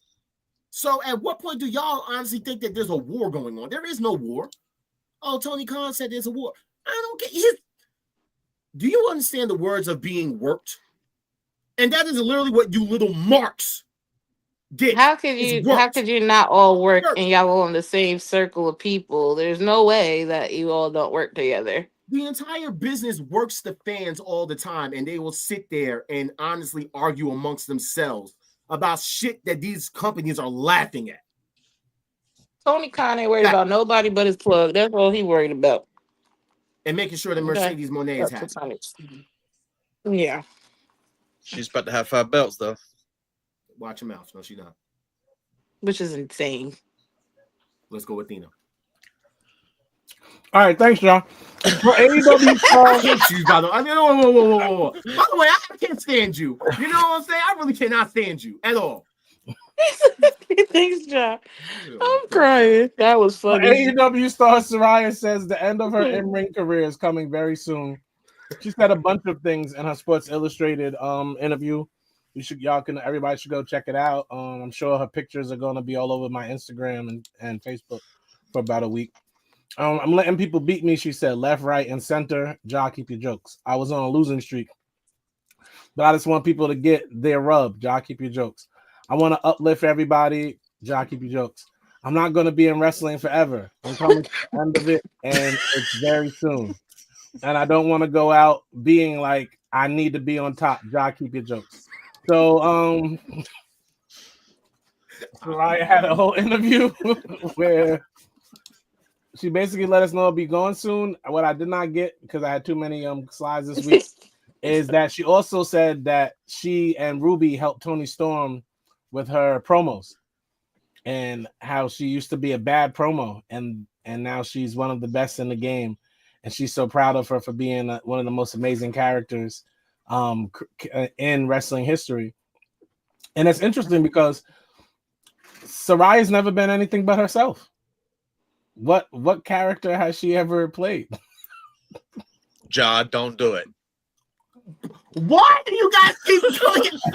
No, like, I didn't say nothing. What is hold up. I know you. Hold up. You know what? Wait. I know you because you know what's going to happen? Wait. What I'm thinking, you're about to say it. So don't do it. Say nothing. Okay? Not at all. Why am I getting attacked right now? What like the entire time? Damn. It's not my fault she's a handicap champion. Did anybody else check out the Saraya interview? Did y'all read it? No. Listen, if she likes to be on top in the locker room, then you know. Pete Dunne's going to be at Bloodsport. So we all know that Pete Dunne won't be at WrestleMania. Won't be in WrestleMania. He's wrestling Thursday. He won't be wrestling Friday or Saturday or Sunday. So shout out to Pete Dunne for getting some work, for being allowed to work. He's not going to be in the Andre the Giant. He may pop up for that. He might pop up. Who knows? Yeah, he may pop up for that. You know who's going to be in that though? LFG. GCW will present WWE ID Championship Tournament opening round matches on Wednesday. That was yesterday. I missed that. Me too. WWE ID Championship Tournament will start in Las Vegas. Okay, and during WrestleMania weekend. Cool. Week with 2 opening round events. GCW are the one. Come on. And then FSW from Vegas is doing the second one on the 18th. So I know that we don't care about WWID or the championships, but GCW is presenting it. And then FSW, WWE is creating a little monopoly with teaming up with all of these. That's why I'm not saying nothing, because I'm like, I could have swore that was not going to be a thing. But you know, well, y'all have been saying that something like this might happen for, I don't know, about a year now, right? Yeah. Okay. By the way, just can you bring that back up real quick? It's funny because not even that long ago, the WWE had to issue out a report or something like that, telling people like, hey, you guys can book our wrestlers. You know what I'm saying? Because apparently, I guess they didn't know that they could actually book these people. I don't know. I don't know. But the whole thing behind the ID program to me is still sketchy. But hey, WWE's got way too much other things going on in the development. We gotta wait and see what happens. I did watch Evolve. I was not reporting Evolve tonight, but Evolve wasn't bad. Like, other than them putting the Gallus boys on there and embarrassing them, the production value is low. It is low. It reminds me of Saturday WCW or NWA. Yeah, I'm not talking about the production as much as the wrestling. Like the Peter Rosenberg. That's all I gotta say. Yeah. So TNA Wrestling Management are working on securing a bigger television deal in the United States for a promotion. Frankie Kazarian recently revealed, talking eternally to management, that is the focus, getting distribution and getting a bigger network. Look at TNA out here lying, knowing WWE is doing this. Getting on Sportsnet 360 in Canada when WWE went to Netflix was massive for us. Hey, Kimmy, that's the equivalent of ESPN in Canada, which is going to give us more eyeballs to TNA. If we could get that, we're in the era of streaming. So dare I say a Paramount Plus, something like that. I know management is working tirelessly on doing that for us. With the momentum we have right now, I would hope at the end of the year we would have a major distribution deal, trying to get a lot more eyes on us. TNA got like 4.5 more years to WWE just eats them up. 4 years. Mm-hmm. If that. Mm-hmm. No, it is that. It has to be 5 years from the time of the merger. So. Yep, Miss Pac-Man the ball of TNA. TNA, you have momentum really because finally your stars are being seen on actual TV. As much as some people don't like the NXT the crossover thing, it is putting them on network television. It is giving them more eyeballs, just like a deal would. So I hope they get a deal. Sure, man. Like, they have wrestlers I like. TNA has wrestlers I like. They don't have a storyline I like, or a champion I like, or a division I think is special, but they have certain wrestlers I like. We love you too, sis. We miss you deeply. Love you, You have nothing Kimmy. to say about your favorite promotion possibly getting a deal? No? Okay.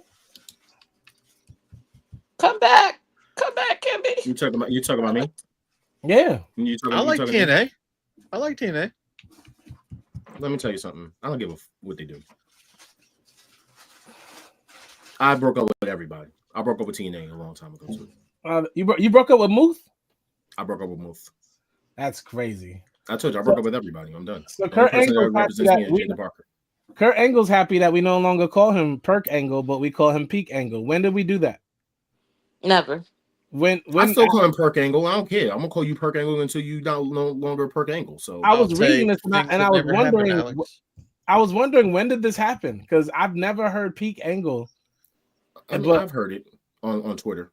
Oh, Twitter! It's a Twitter thing. Mm-hmm. And people trying to say they don't want to call him Perk Angle anymore. Well, guess what, Perky?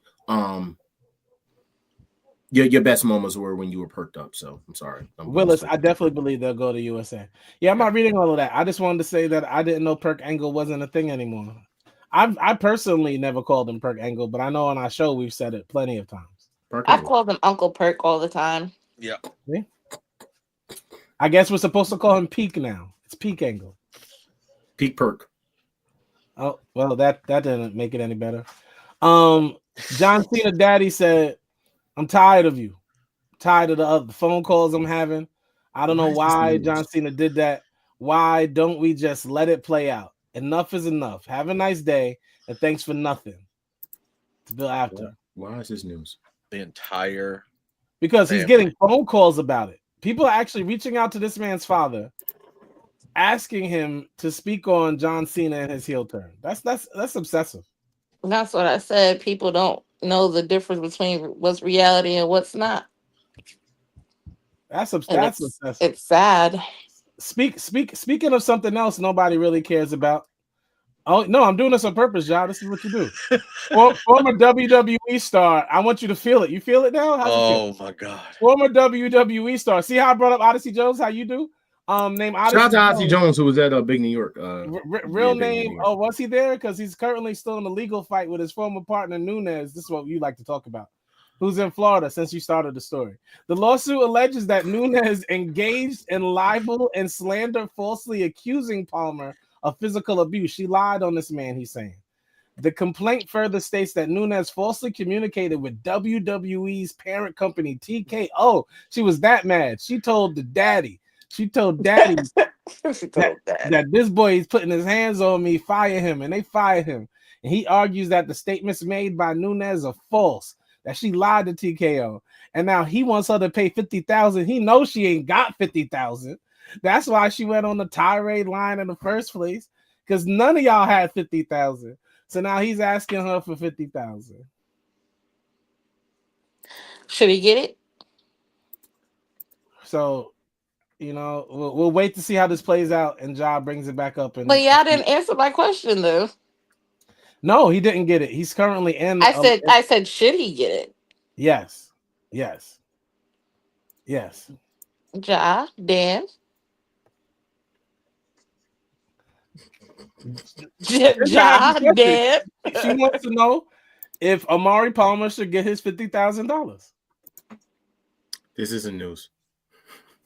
It's easy, yes or no. Should he give it or he should not receive it? You brought this story up in the first place. Who are you talking to right now, bro? When did I bring this up? I did not bring this up. 6 months ago. When it first happened. You made us talk about it when it first happened. You can't see me bringing this up. You could not even see me bringing this up. I didn't even bring this up. Yes, we can. It's definitely in one of the episodes. This guy I got that more than one episode, actually. Right now. Answer Ginger's question about a story you first reported, please. To answer your question, yes, and I think that all women that falsely accuse men should actually face some type of penalties. That doesn't matter if it's Odyssey Jones. I don't care who it is. Any woman that comes out of her way to basically lie on a man for financial or personal gain should have consequences. Did he do it?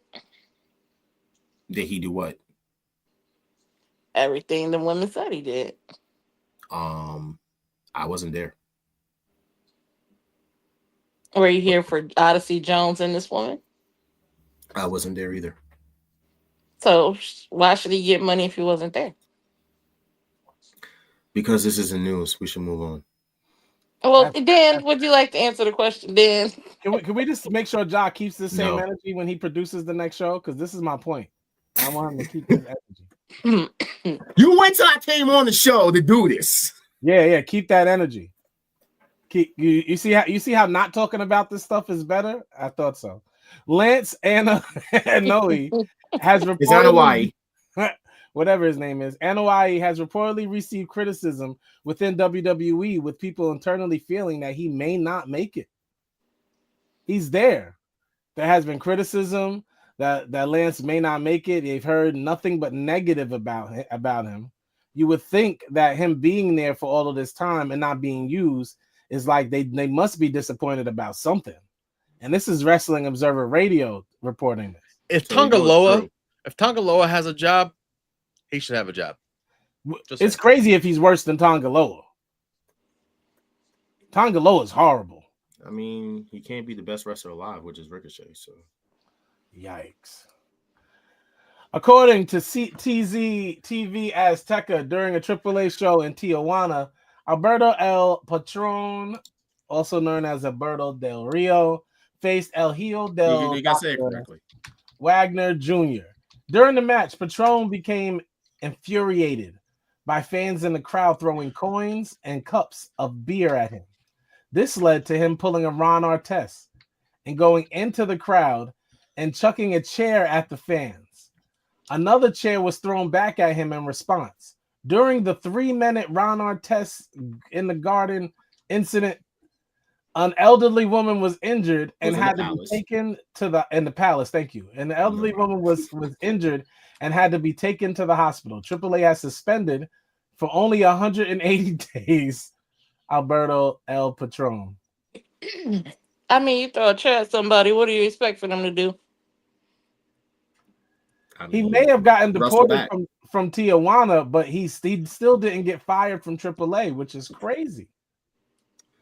Listen, AAA just stripped Jinder Mahal and Sangam Singh of the AAA tag titles because they haven't defended those, and they both were available. None of them were injured. So honestly, this is going back to the crap that I used to say about AAA all the damn time. So they're worse than TNA. They're worse than TNA. Oh, that's the company of Jacoby and Carbrick son? Yeah.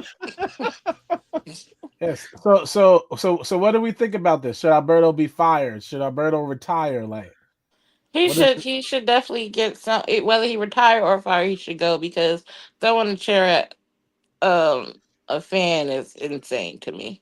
I think that he should actually stay in the company and actually receive a promotion, because honestly, like I said before, I've broken up with these fans.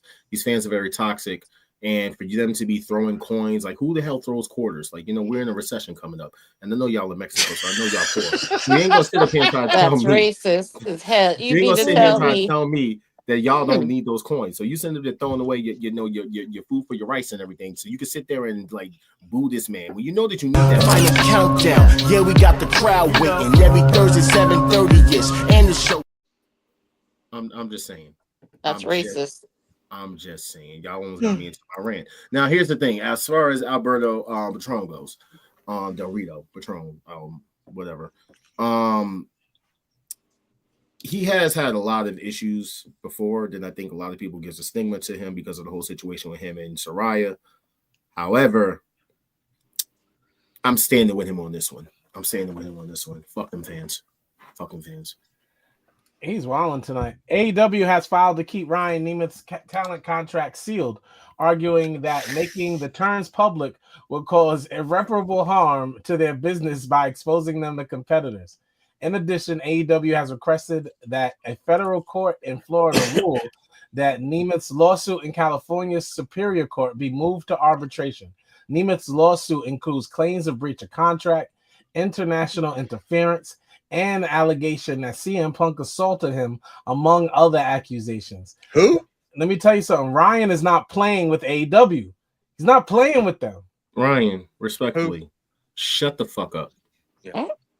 Okay, like you've been crying and bitching and all this other stuff. Let me tell you something. You will never be as famous as your brother. We all know that. Facts. The stuff that you're crying about is the most asinine stuff ever. You actually started a lot of this stuff that you're complaining about. That you're trying to sue them for. The whole thing was you and CM Punk or the so-called altercation or whatever. That was on Twitter, my guy. You decided you wanted to make some tweets about the guy. And then you wonder why you got sent home. Breach of contract. Know how Phil is. Like breach of contract. You were basically wrestling every week on Dark or freaking Elevation. You got to wrestle. They saw you. And you was on BTE. Okay. You had a whole thing where you had an obsession with Cream. Okay. So let's not even go there. Yes. Yeah. On being the Elite, which I hope is coming back soon along with the Elite. I heard but the point is, even if he's being corny, as far as law goes, it looked like he's about to get that shmoney. No. I don't think so. I think it might get thrown out. I honestly think it's going to get thrown out. It'll get thrown out. I think they'll pay him behind the scenes to stop what's going on. Yeah. They might settle. They might settle out. I think they'll settle out. The only reason Tony would settle is because the whole CM Punk thing. And it comes back to this company. The fans and other wrestlers cannot keep Phil out of their mouths. CM Punk doesn't want anything to do with him anymore. He's gone. He's tired. He worked with children, and now he's about to be retired in WWE. So, well, listen, they don't want to do anything with him either. It's the fans and these dirt sheets and people like that keeps bringing him up. And that's why I'm like, this crybaby ass bitch over here who's never going to be as famous as his brother, Nick.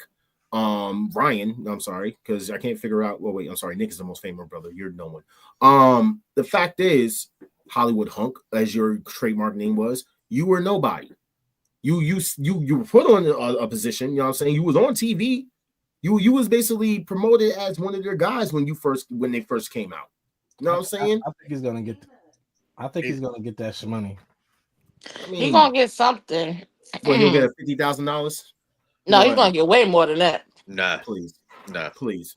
He's gonna get way more than that. He might get a couple million. I guarantee that he's not gonna get anything. Shit, the way Tony Khan be throwing out money. He don't be caring about this stuff. I mean, in order to throw out money, then they're going to have to basically go through this lawsuit, right? But obviously, if he goes to arbitration, that's why I said more than likely he'll settle. He'll settle for something. No, here's the thing: if this kid's so stupid with this shit. If Tony wants to settle, then he'll say, "No, we're going to court because now I know that you know that you're in trouble." He's that type of dude. Mm-hmm. He's not going to settle. Even if Tony was to slide him an envelope and it was $50 million, he'd be like, no, we're going to court because this is the most attention that he's ever gotten. Yeah, he wants the attention. Oh, he wants the attention. His attention. That's why we're saying what we're saying about him being a crybaby. And that's why I called him a crybaby ass bitch, because this is literally him just trying to seek attention. He's been trying to seek attention ever since he got released quietly because no one cared about you. The only reason why people cared about you in AEW because once it was thinking about, oh, well, Dolph Ziggler gets, released or his contract comes up, he'll come join you. He didn't. He went the opposite way, went to TNA, and then your punk ass left and went with him. So this honestly, is Dolph Ziggler's brother? This is who we're talking about? Yes. We didn't know you didn't know that. But yeah. I didn't know that. I was like, who as hell is this guy? Speaking of Tony Khan having to deal with things in AEW, he was asked about Camille's status with the company, the same way I've been asking about Camille's status with the company. And Quez says some glazing response. I ain't saying no glazing, but I said let it cook, and the people don't want to listen to it now. Because it's not cooking. While appearing on Battleground podcast, AEW president commented on Camille's status with the company and a potential Camille versus Megan Bayne match. That's a great question. We don't know who attacked Camille, and the last time we saw her, she was attacked. But we know she had a breakup with Mercedes Moné in their business relationship. Mercedes is flourishing since then. She's done really well on her own. But Camille, we haven't seen her since. We already know this. Why is he just telling the reporter the same question that was just she was attacked, and we're not sure what that was and what that was about. I do think that's an interesting thought for sure, and it's something to keep an eye on. But that would be a great matchup when Camille does return to get payback for the attack. It'll be interesting to see who she goes after. Let me just say this. Let me get rid of that. Let me just block this. Block that, yeah. Let me just put you up on game real quick. So here's the funny thing. When it comes to Camille, and Tony Khan as well. I don't know which one you want me to talk on first. Tony Khan or Camille? Which one? They're both in the report, John. Just okay. So Tony Khan, he likes to play kayfabe. We all know this at this point. The man is like trying to keep everything kayfabe, even though we know that things is not going to be kayfabe. However, Camille's contract, from what I gathered, is that she doesn't have the same schedule as everybody. She does have time off because she doesn't want to wrestle all the time. And at the same time, she's also working on different movie projects and acting projects. She also had to do the reshoots and all the other stuff for Queen of the Ring at the time of the so-called attack. So, yeah. That is why I've been saying for the longest, I'm like, let it cook.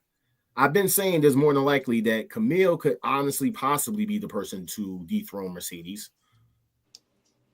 But we shall see. We shall see. I'm still going to say let it cook.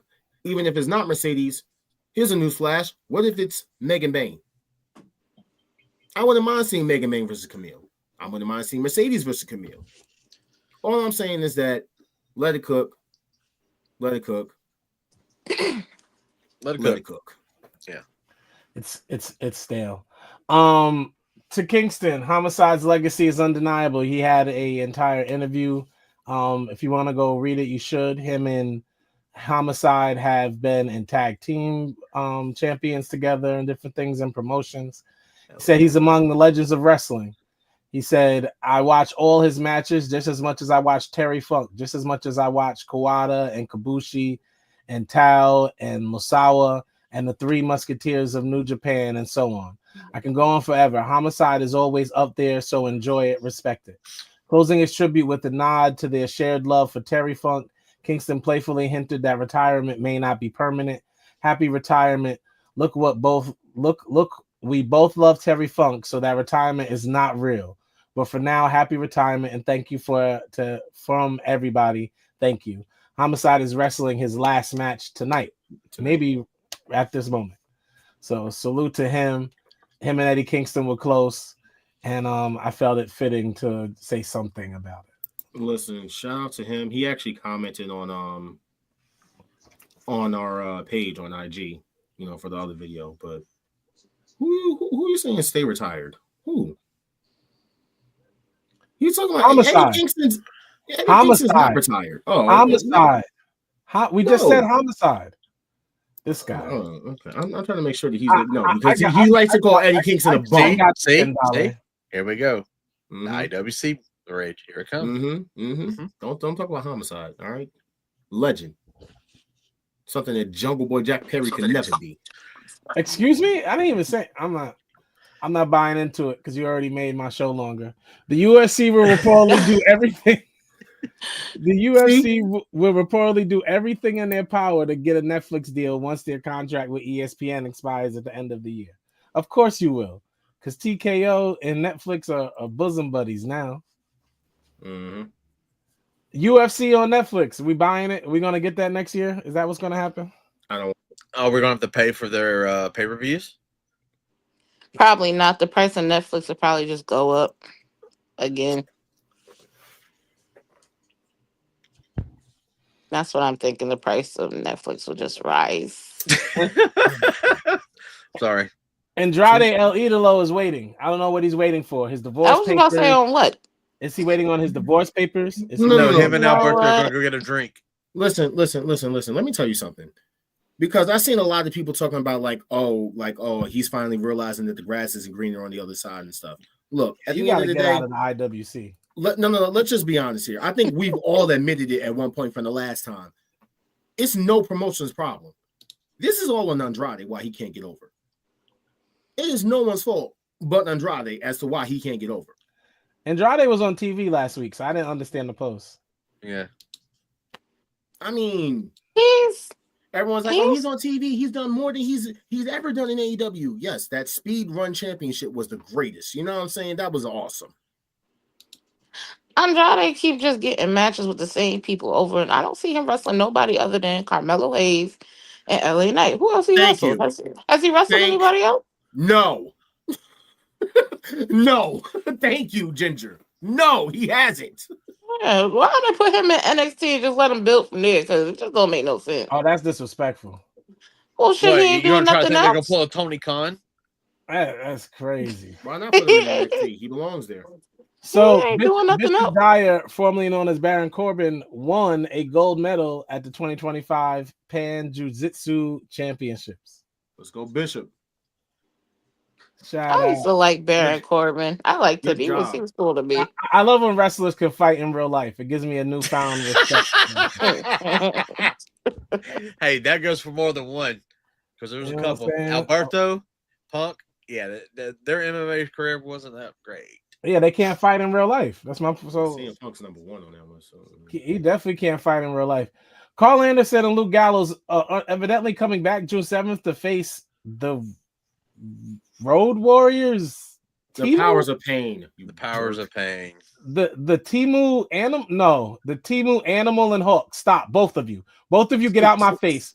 That's what they look like. Cut it out. That's the haircut. Yes, both haircuts. Get them out of here. Powers of Pain. The Powers of Pain. Bro, who do they look like? Don't play with me right now. They're a cross between the Road Warriors and the Warlords. That's Warlord and Barbarian. Like, they even have the face mask. That dude looks like Animal and he looks like Hawk. What are y'all talking about? Because that's both of them. That's Warlord and I'm just saying. That would be good though. That would be a good Andrade and Santos. Yeah, Barbarian and Warlord. There's both of them right there. Lillian Garcia has announced on IG yesterday that SmackDown Barcelona in Spain was her last SmackDown as a full-time ring announcer. Thank God. I love how they act like she's stepping away because she wants to. We hated her. It was horrible. She will now be announcing on Saturday night's main event. I don't know how that helped her or change. Anyway. So now it's the Alicia girl taking over full-time for both shows. Let's go Afro Puff. She's also she's also going forward and working with WWE on other projects as well. Basically, they couldn't fire her because they just brought her back, so they just was like, she's going to be on the apparently the PLEs. Yeah, as a pre-show commentator here. Something about her jaw, just that picture. I don't know. Stop it, because she be hanging out with Tony Khan and Bobby Brown. And never mind, I'm gonna oh, okay. Speaking of Bobby Brown.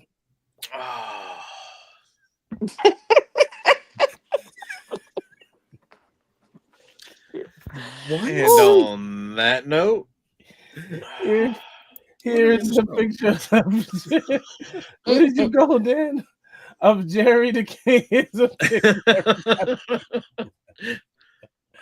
Here's a picture of Jerry the King Lawler, who had an interview this week with Wrestling Binge, where Jerry Lawler recently provided an update on his health following a stroke he had in 2023, expressing optimism while acknowledging the lasting effects of staring at puppies. Despite ongoing challenges, he assured fans he feels great.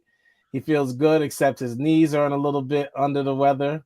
He detailed his recent medical procedure, saying he had a right knee replaced 6 or 7 months ago, and they said that it takes about a year to get back to normal. Ain't he like 90?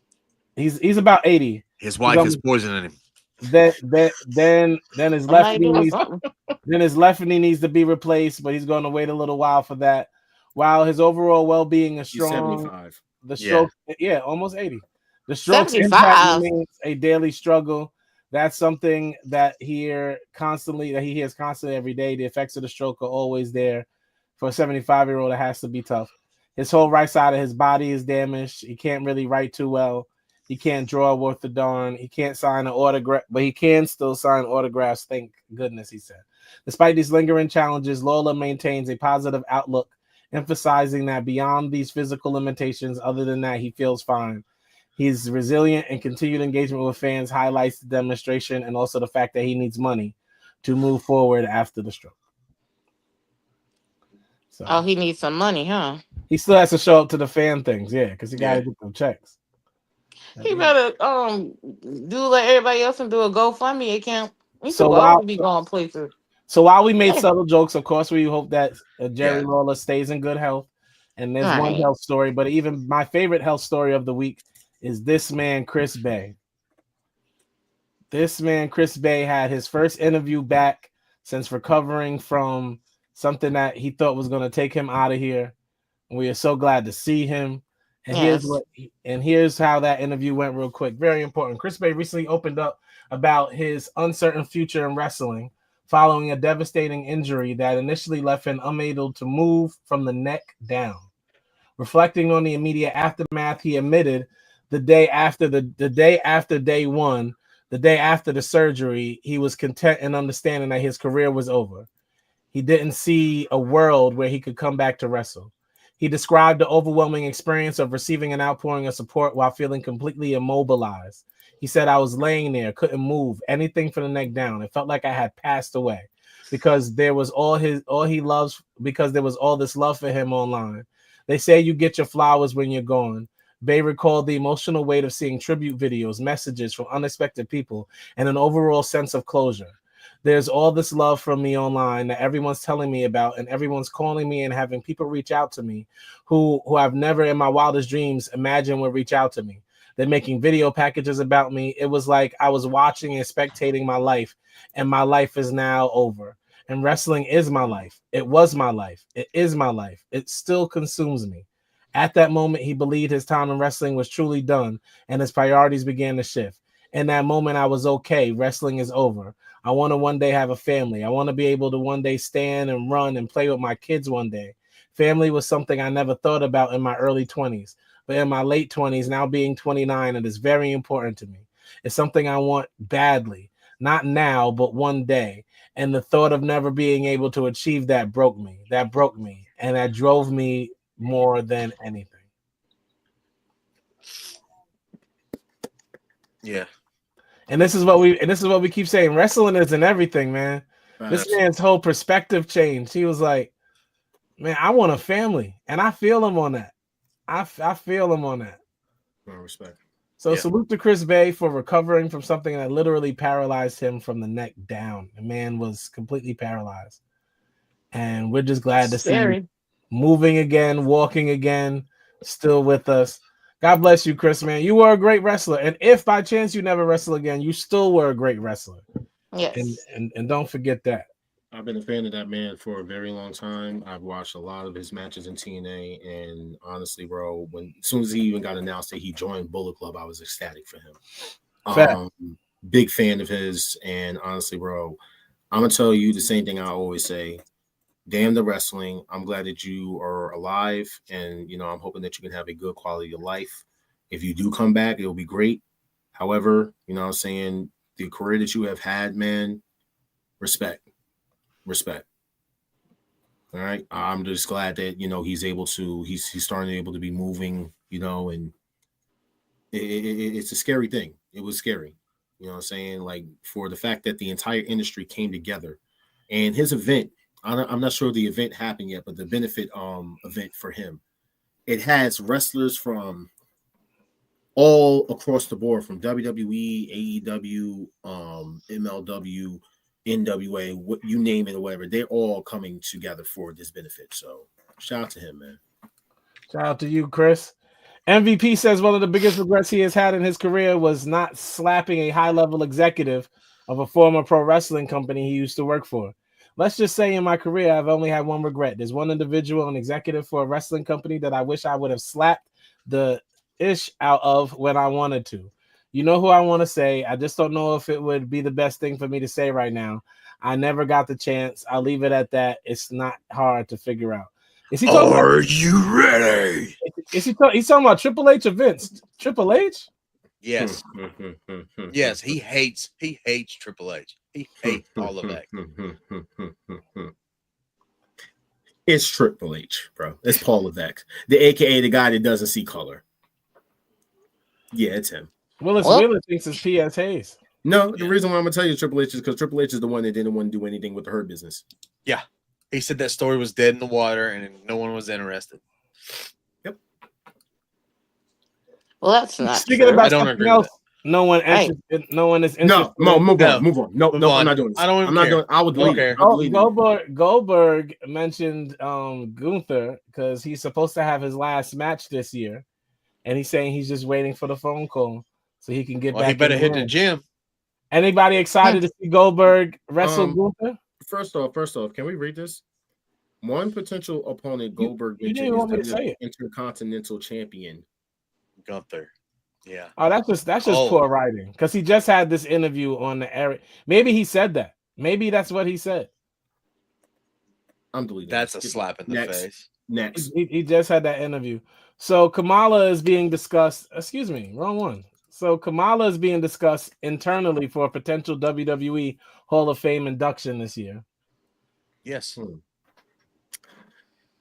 I can never say no because look at the people they've given Hall of Fame inductions to. So I'm gonna say yes to everybody. Okay. Is he still alive? No.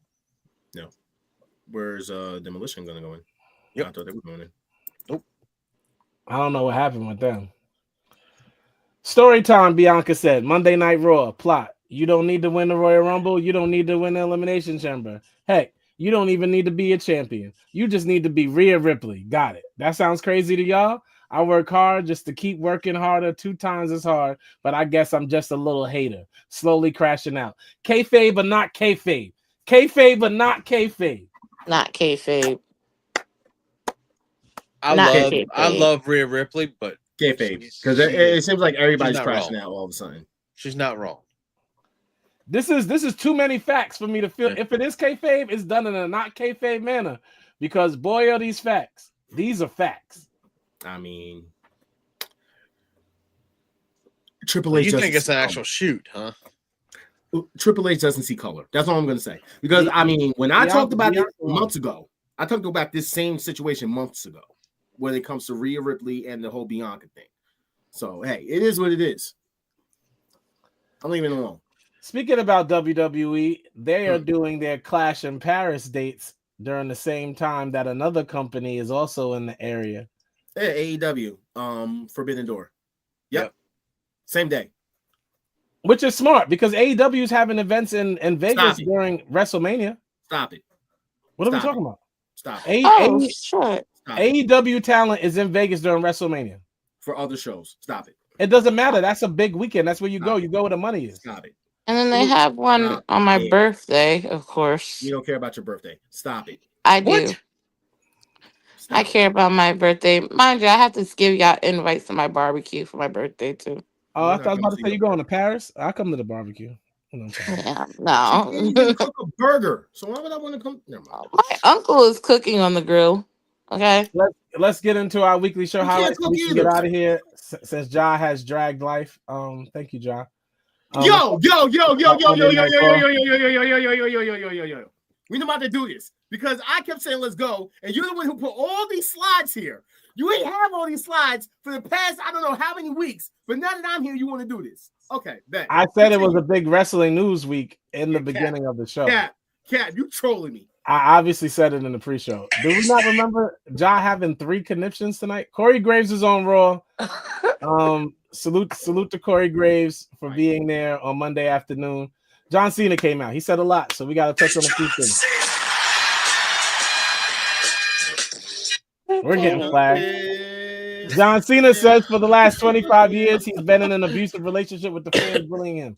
John says he's not a babyface or a heel. He's not lying. He's himself, and and they've been awful to him, no matter how much he's given to them over his career.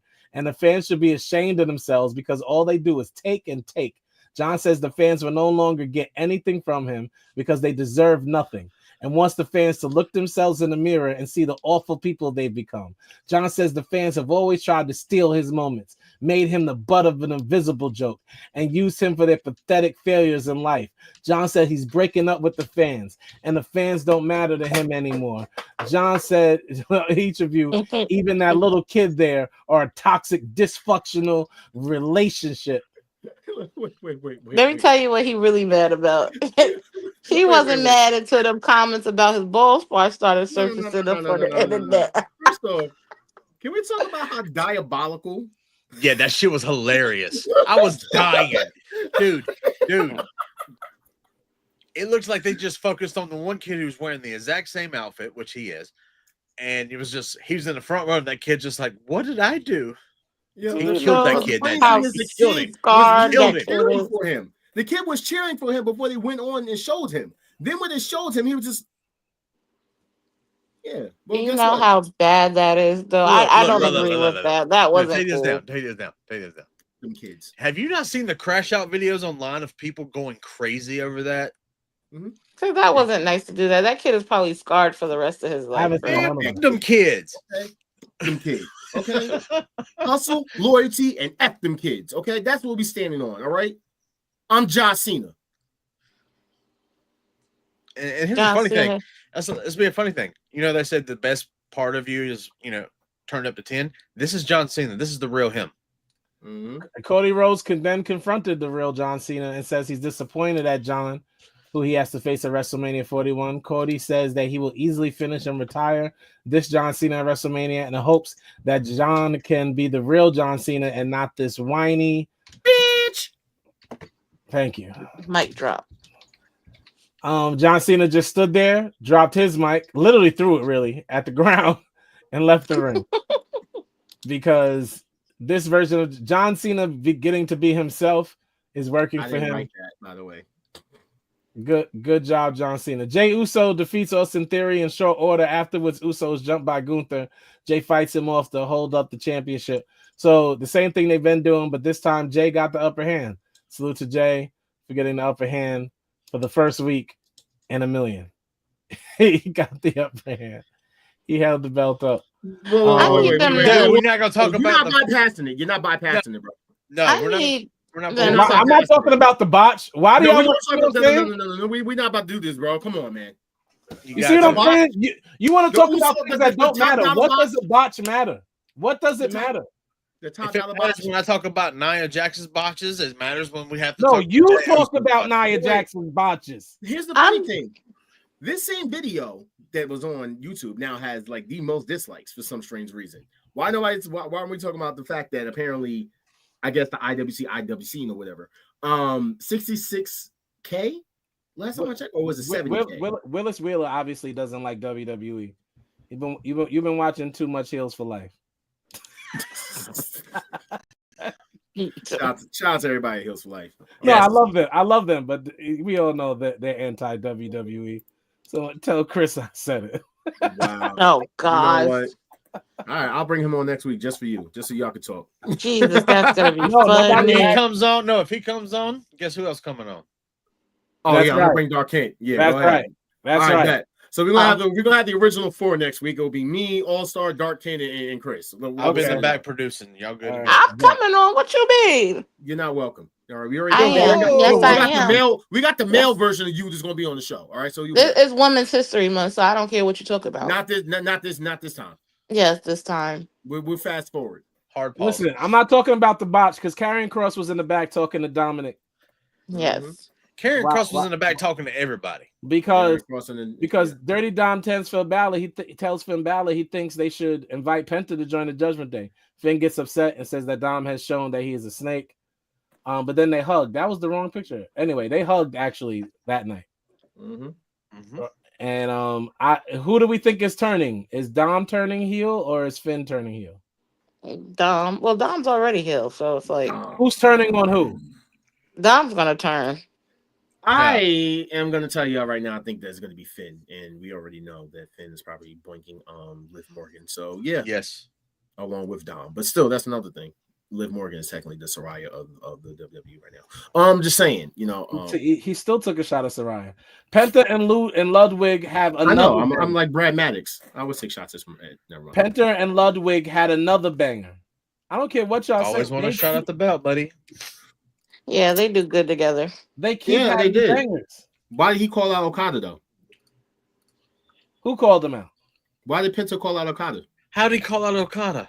Because he asked for the Continental Championship. No, don't be messing with his accent, man. Come on, you're a joke, that's racist. He's being racist. He said Continental, not Intercontinental. No, he goes, let me tell you something. And then he said Intercontinental. That's how he said it. He didn't say Japanese. Continental. He said Continental. What is happening right now? I don't know. The show started off about white thing, and now it's went to Spanish. It's everywhere, bro. I need to learn I need to learn to speak Japanese. Dakota Kai defeated Ivy Nile in a singles action match. The LWO brawls to the back with the rest of American Made. The overalls are crazy. Absolutely Yeah, they crazy. are.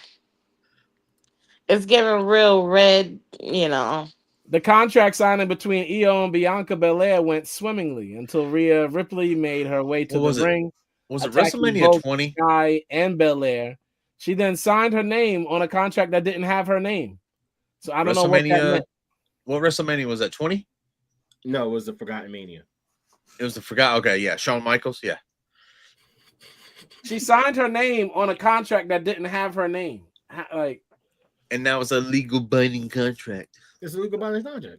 How is that even possible? Because it is. Because it's Triple H's world, brother. No, I'm listening. Who said that that's never been possible? Tell me when that's never been possible. In real life. Oh, yeah. When it's never been possible. If my name is signed on the document, that means that my name's on the document, right? No, your name has to already be on the document. I can put my name on the document. Why not? I have to sign my signature, right? No, the person who the document is null and void unless it's a signature on it, and my signature's on it. Oh. The LWO defeated American Made in tag action, but after their match, they were attacked by an absolutely unknown assailant. There's no way of telling who that masked man is. That is not Chad Gable. I really don't believe that's Chad Gable.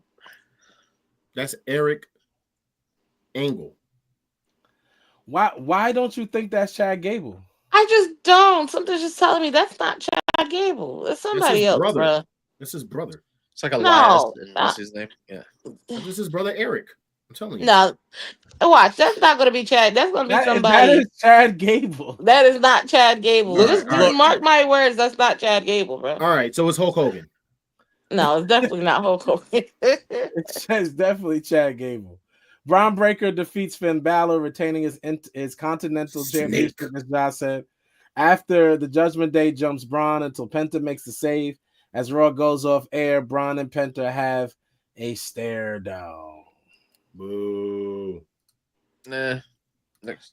I don't have the NXT thing, but we're moving on to NXT. Soruka versus Chelsea Green kicks it off. This match was one of the best of Soul's career, and I agree. That match was crazy. Chelsea Security got involved. Soruka has boring matches. She just has a nice finishing move. I mean, that black woman can go in the ring. Oh, John, man. That black woman. There we go. Chelsea was still able to retain her United States Championship. One thing I noticed, the fans stood up and started saying the Pledge of Allegiance in the midst of the match. I don't watch SmackDown, so I have a question. Does this happen on SmackDown too? I'd not heard it on SmackDown. NXT's crowd is special for that reason. They attach things to people that if they're done right when they move up, will stay with them. Now they're doing it to people that are up. Chelsea just got a whole gimmick from them. Shout out to the NXT crowd for blessing her with that. Yeah. Because she needed it. Ricky Saints defeated Rich Holland. This says in a solid match, but if I'm being honest, this match was trash. I'm giving this match a 4. Who did that? That was Dan. What the hell?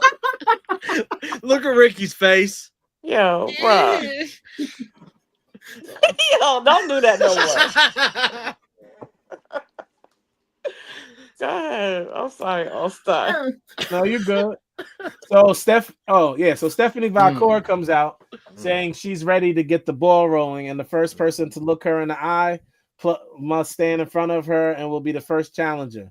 This is going to be a beautiful match.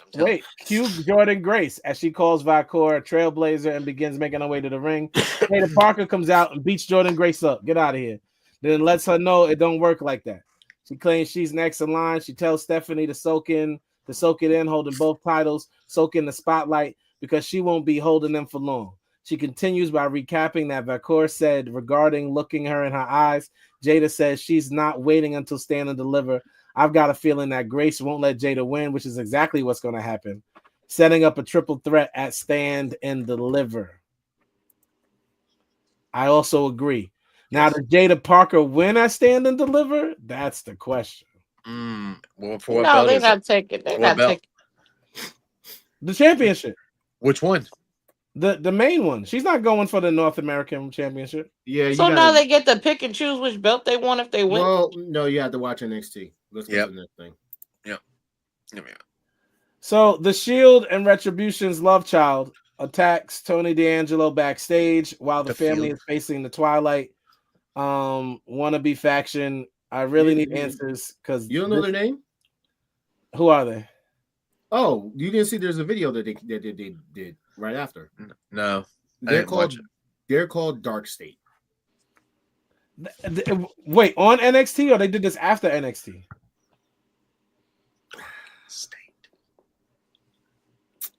They did this on NXT. I didn't think that was their name. I just thought they were saying it's in the Dark State. Hold up. Their name is Dark State. No, it's not. It's officially so cringe. That is so Dark cringe, State. bro. No, it's not. Well, it depends on the meaning behind it. Just let it cook. Let it cook. Oh, that is their name. Oh, that's horrible. Yeah. Yeah, it's So anyway, Fallon Henley pulls up. Difference maker. Yeah, that's weird. Okay. Fallon Henley pulls up, says she wants a rematch, and then Stephanie Vacour is like, "Bet, I'll take you both on. You can get your match, and Shorty could get her match." And then what was supposed to happen didn't happen. Like I said 2 weeks ago, where Trick Williams should be the leader of this group, and they should have came out and beat up everybody, and Trick should have stood there untouched as the leader, and they didn't do any of that. They just stood in the crowd while the rest of everyone else fought. The only person that looked good in this entire situation was Javon Evans. The only person in this entire segment that came away like, you don't look that stupid right now is Javon Evans. Not too much on my man. I mean, if we're going to be honest here, watching Javon Evans, Trick Williams, and Obafemi, all I'm looking at is 3 Pokemon evolutions. Because they all just look like okay, you got the starter Pokemon, Javon Evans, then you have the secondary evolution, which is Trick Williams, and then you have the final evolution, which you had the fun-loving bouncy go more, how you want to say this, vicious and more threatening than Trick Williams. Next week's NXT looks fire though. Once again for the best women's division in wrestling. I can't even see the poster, bro. Stephanie Vacour is wrestling against Jada Parker for the NXT's Women's Championship, and then she's also going against Fallon Henley for the NXT Women's North American Championship. And Javon Evans is going to try and win a trophy. Fuck that trophy. They're going to try and win the headshot. So then AEW started our last show for the evening, and Hangman Page has entered into the Owen Hart Foundation tournament. So that's what is Will that? Ospreay. Is that a month or 2 months away? I think it was like 2 months away. 2 months. If I'm not mistaken. So that's what? That's Hangman, Ospreay, did Hangman. Who else? That's all so far, I thought. That's also I think there was someone else too. Someone else had I think MJF. Did he? When? I think so. Oh, during the same night. We didn't get there yet. Be quiet. Yeah. So the MVP and the Hurt Syndicate will hurt anyone with no mercy and no hesitation. Damn, Bobby. For them, it's not personal. It's just business. Ginger's having a Quez moment, but with men. So I'm sorry. That's some good looking men, right? Look at that. Just look at they. Bobby don't age. Bobby Shelton is looking in the best freaking shape of his life. Yes, he is. MJF, aka Mr. Blackface, said the last time he had a partner, his partner betrayed him and burned him, so he burned him black. So he has to consider every option carefully. MJF will give MVP an answer next week. Listen, he did say that, the fact that everyone has a clique or whatever, he needs to get his own clique of his own. And as soon as he said that, I know also I was going to be like, nobody cares. Look, Alex Hammerstone's a free agent now. He's no longer with TNA. Yeah, Richard Holiday is just chilling. So if you need to give me Dynasty at Dynasty, please do it now before it's too late. Controversial finish in this stupid match. It was a 4-way match for the international title shot against Kenny Omega. Speedball Bailey and Mark Davis rolled up Ricochet, jumped in on the pin attempt. Due to double pinfall, both Ricochet and Mike Bailey get the title shot. So now we have a 3-way at Dynasty with Ricochet, Kenny Omega, and Speedball Bailey. I don't know what that means. I don't care what John says. This match who's taking the pin? Was trash. Take my money. I don't care about Speedball's taking the pin. Speedball's taking the pin. No. It gotta be Trevor. It ain't gonna be Kenny, that's for damn sure. It's not gonna be Trevor either. It'd be crazy if it is Trevor that wins. Horrible. Speedball is a mask away from looking like a Power Ranger himself. So chill. Don't disrespect Speedball now. We ain't gonna do that. I'm like Speedball right now. Speedball's a horrible great name. match. You know how many of my friends were on Speedballs? You gotta pray for people like that. We don't advertise that. Final countdown. Yeah, we got the crowd. TBS Championship. Mercedes Moné defeated Billy Starks. Here comes the Glaze. Awesome match, by the way. But it wasn't. It was a very great match. It was a you can hate all you want. Billy did great. It was a very close match to her taking the title, even though we knew she wasn't. Mercedes was too much for Billy. Let's get to that. Moné catches Starks in a statement maker for the win, aka the bank statement. Billy doesn't lose the match looking bad by any means, though. Billy didn't look bad. That doesn't mean it was a good match. And that's all I'm saying. We're not doing that. This was not a good match. But she took a shot at Athena after beating Billy Starks, which is fine because after Mercedes tweeted, "I hope you learned a thing or two tonight, Billy Starks, because whoever trained you clearly doesn't know what she's doing." Talking about Athena. Athena said, "That's cute, considering it took you over a year to get 16 wins." Preach. Let it cook. No, that was the best thing I've ever heard Athena say. Bro, they've been going back and forth for the longest, and I kept saying this. I know She you don't said- watch and follow this stuff. But So that's let's all just agree that Minion 4,237, 3.25. That's Billy Starks, by the way. Still sucks. And you're going to have to try harder than that if you want me. So Athena's acting like the boss in this situation, which is hilarious because I don't think none of them are bosses. Ginger, what do you think about the situation? Because I don't care what y'all thinks. Oh, Ginger went to sleep. No, I'm up. I was laughing at what you said. Yeah, say something. I dare you.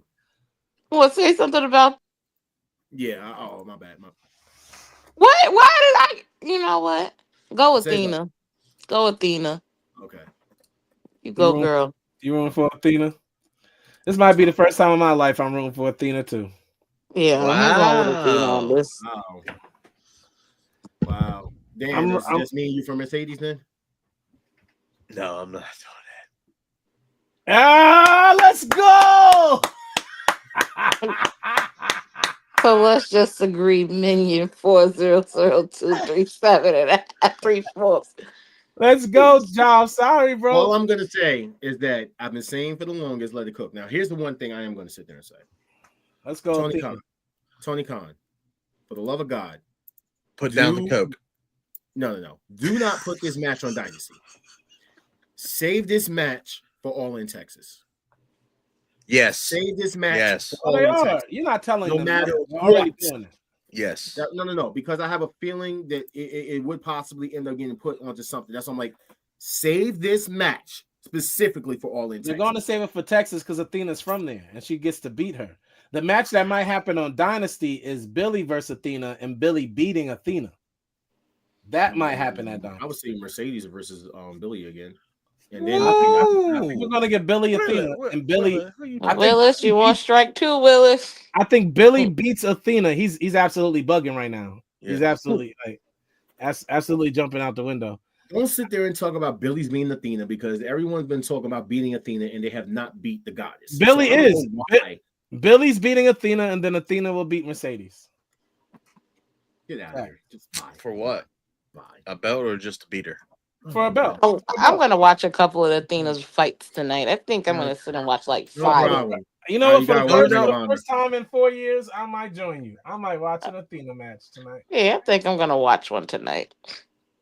All right. No, wait. No, all jokes aside. You gotta wait. speak on. Yeah. Hang on. This is no joke matter right here. Hang on. Where is?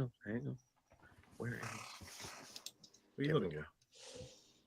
Okay, got it. Okay, you can continue. This is for this one, right? Oh, John Moxley drove 11 hours to tonight's AEW Dynamite Oh, because he Jesus. wasn't able to fly due to the weather conditions. As of about an hour ago, when this post came out, 10% of the people that were supposed to be at Dynamite still were not there. Only 10%. Very committed company. There were several individuals that were supposed to fly in and they couldn't, so they drove in. So if you didn't find out about this until this morning, you ain't getting in, brother. It ain't happening. I believe John Moxley is one of the people that drove like 11 hours to get to the building because they couldn't fly in. Now, let me say something real quick. Big boxing. I'm just going to be straight honest. I'm not going to hold anybody's time when I say this. Listen, you can love the man. You can hate the man as far as storylines and all that other stuff. But one thing I am going to sit there and say is that this man right here, you can never question that man's dedication for his business, man. For him to sit there and not being able to fly, and I seen a couple of people that was like, "Oh well, how come that they didn't get a private jet or whatever the case may be?" I'm like, you guys realize it's a blizzard. It was a no-fly zone. There was no flying going on whatsoever. All right.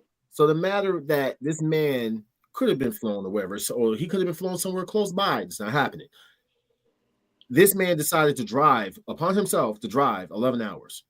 And then I know also I was going to talk about the match. So we can get into the match and that ass spot that was disgusting and has been talked about since last night.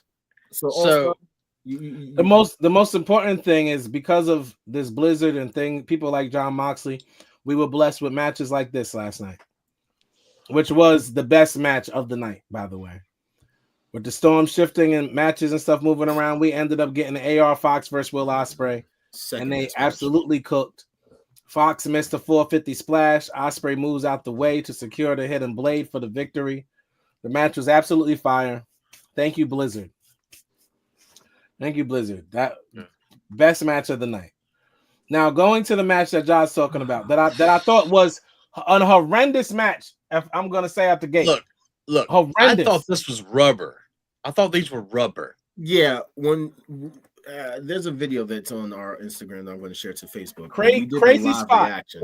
Crazy spot. Horrendous match. The match was all over the place. I literally said it was rubber. I thought it was fake. And then when you landed and then it's stuck in his skin, and then as he's trying to pull it out, it's moving and you're seeing the skin. That was disgusting. So the man drove 11 John Moxley defeats Cope. Cope fights Moxley through the backstage area. They both start to fight outside in the blizzard.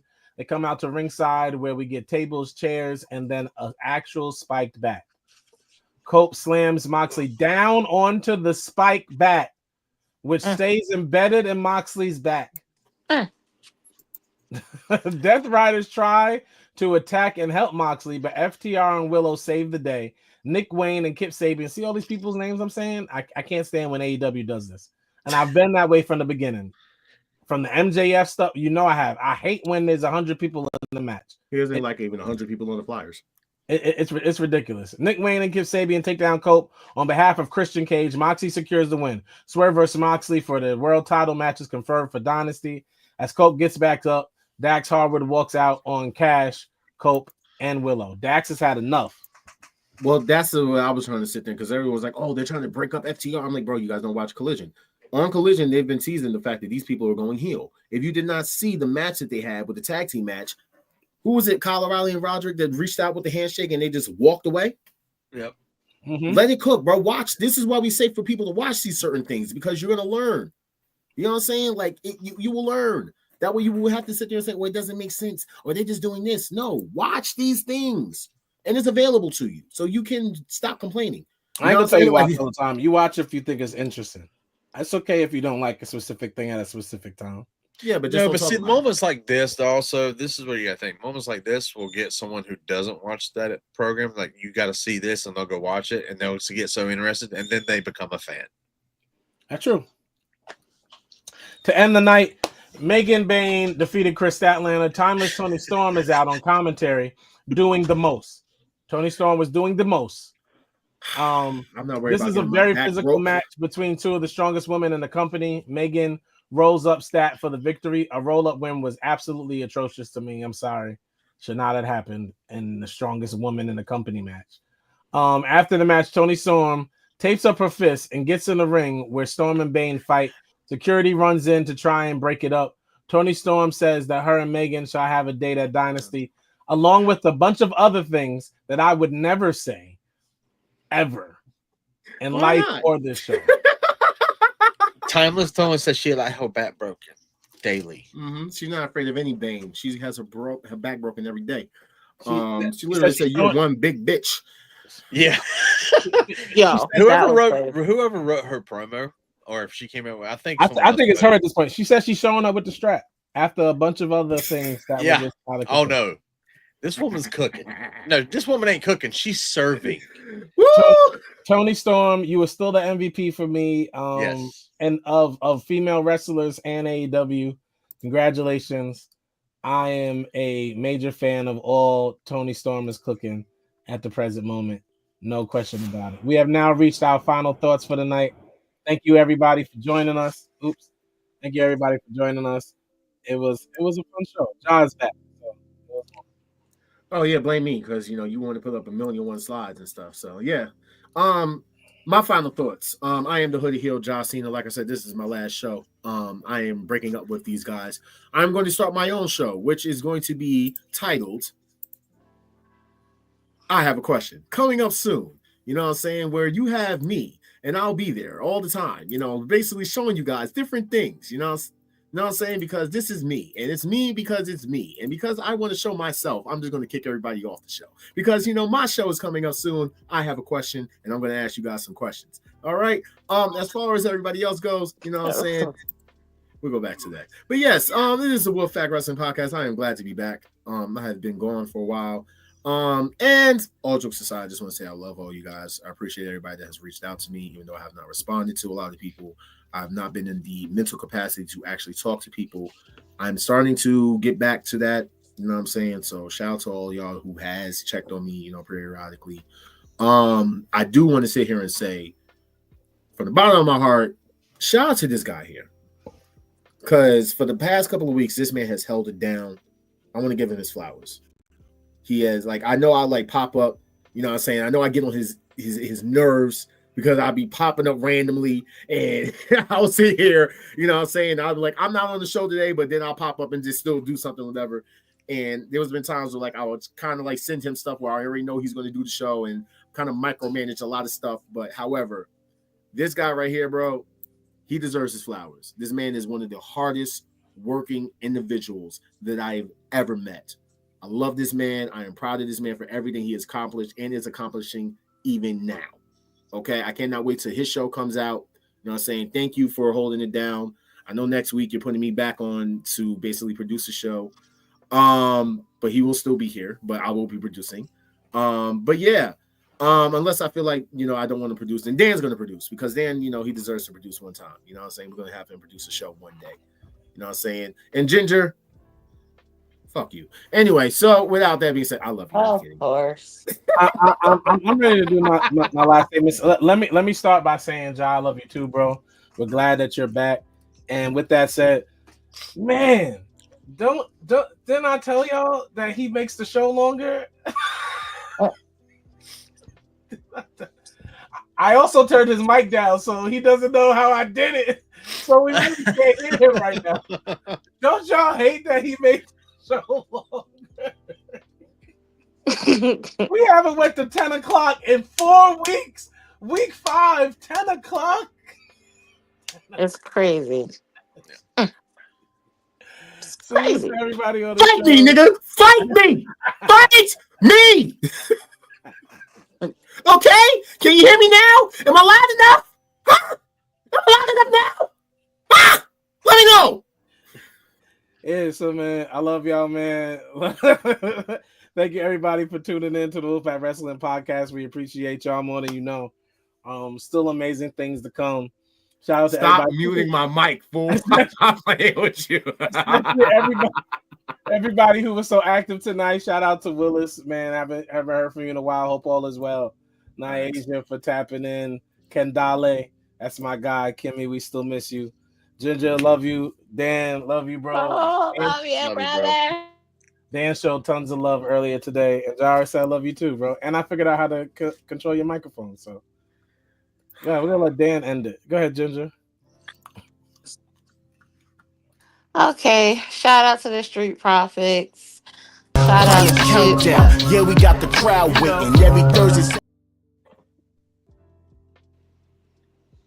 What is going on? Huh? What just happened? Don't let him do you like that. You know, Ja did that. Go ahead. Yeah, I'm like, huh? Oh, put me back in the big. What is going on, bro? You're on the big box. I'm about to get out of here. I have finished our final thought. You are on the big box. I think your computer's delayed. It's my phone. Okay. All right. Sorry. Shout out to the Street Profits. Shout out to Timeless Tony Storm. Shout out to Gene Cena. He's right. He's not wrong. I love you guys. I'm happy to be here every week. I will be on next week's show. I don't give a care what y'all talking about. I will be here. Yes, I will. But thank y'all for having me again. And thank you for coming on tonight, Ginger. Thank you. Yes, bring you touched my heart with that earlier. So I'm like, you know what? Let me put this to the side and just get up here. Thank you. Thank y'all.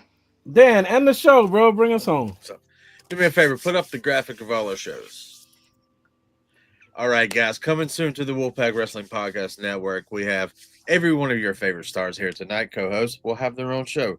So far on YouTube, please go subscribe to our channel and go back to our backlogs and check out some of the old podcasts. Also, don't forget to watch Dan the Statement on YouTube every Monday and Friday. Thank you guys for coming out. Ja, I've missed you, bro. I love you. I showed everybody Appreciation Day because I was thinking about you guys all day long. So, I sent her your. I sent her your performance. Yeah. Oh, thank you, Niaja. I appreciate that. To God be the glory. That's dope. Yeah. Screw you, Quez. Go eat a goat dick. Screw you. We're still live. Get me out of here. Listen, we want to thank everybody for being with us tonight, man. Next week, Ja will be back in the saddle. He was already here tonight, but he'll be back in control tomorrow. Dark Kent might be there. Chris might be here. We don't know. Tell him to pull up. All the original big four coming through. Let's get it. But love y'all, man, and we'll see y'all next week. Hey. Final countdown. Yeah, we got the crowd waiting every Thursday 7:30ish, and the show is stacked. Go and run and tell a friend we back. It's the Wolfpack.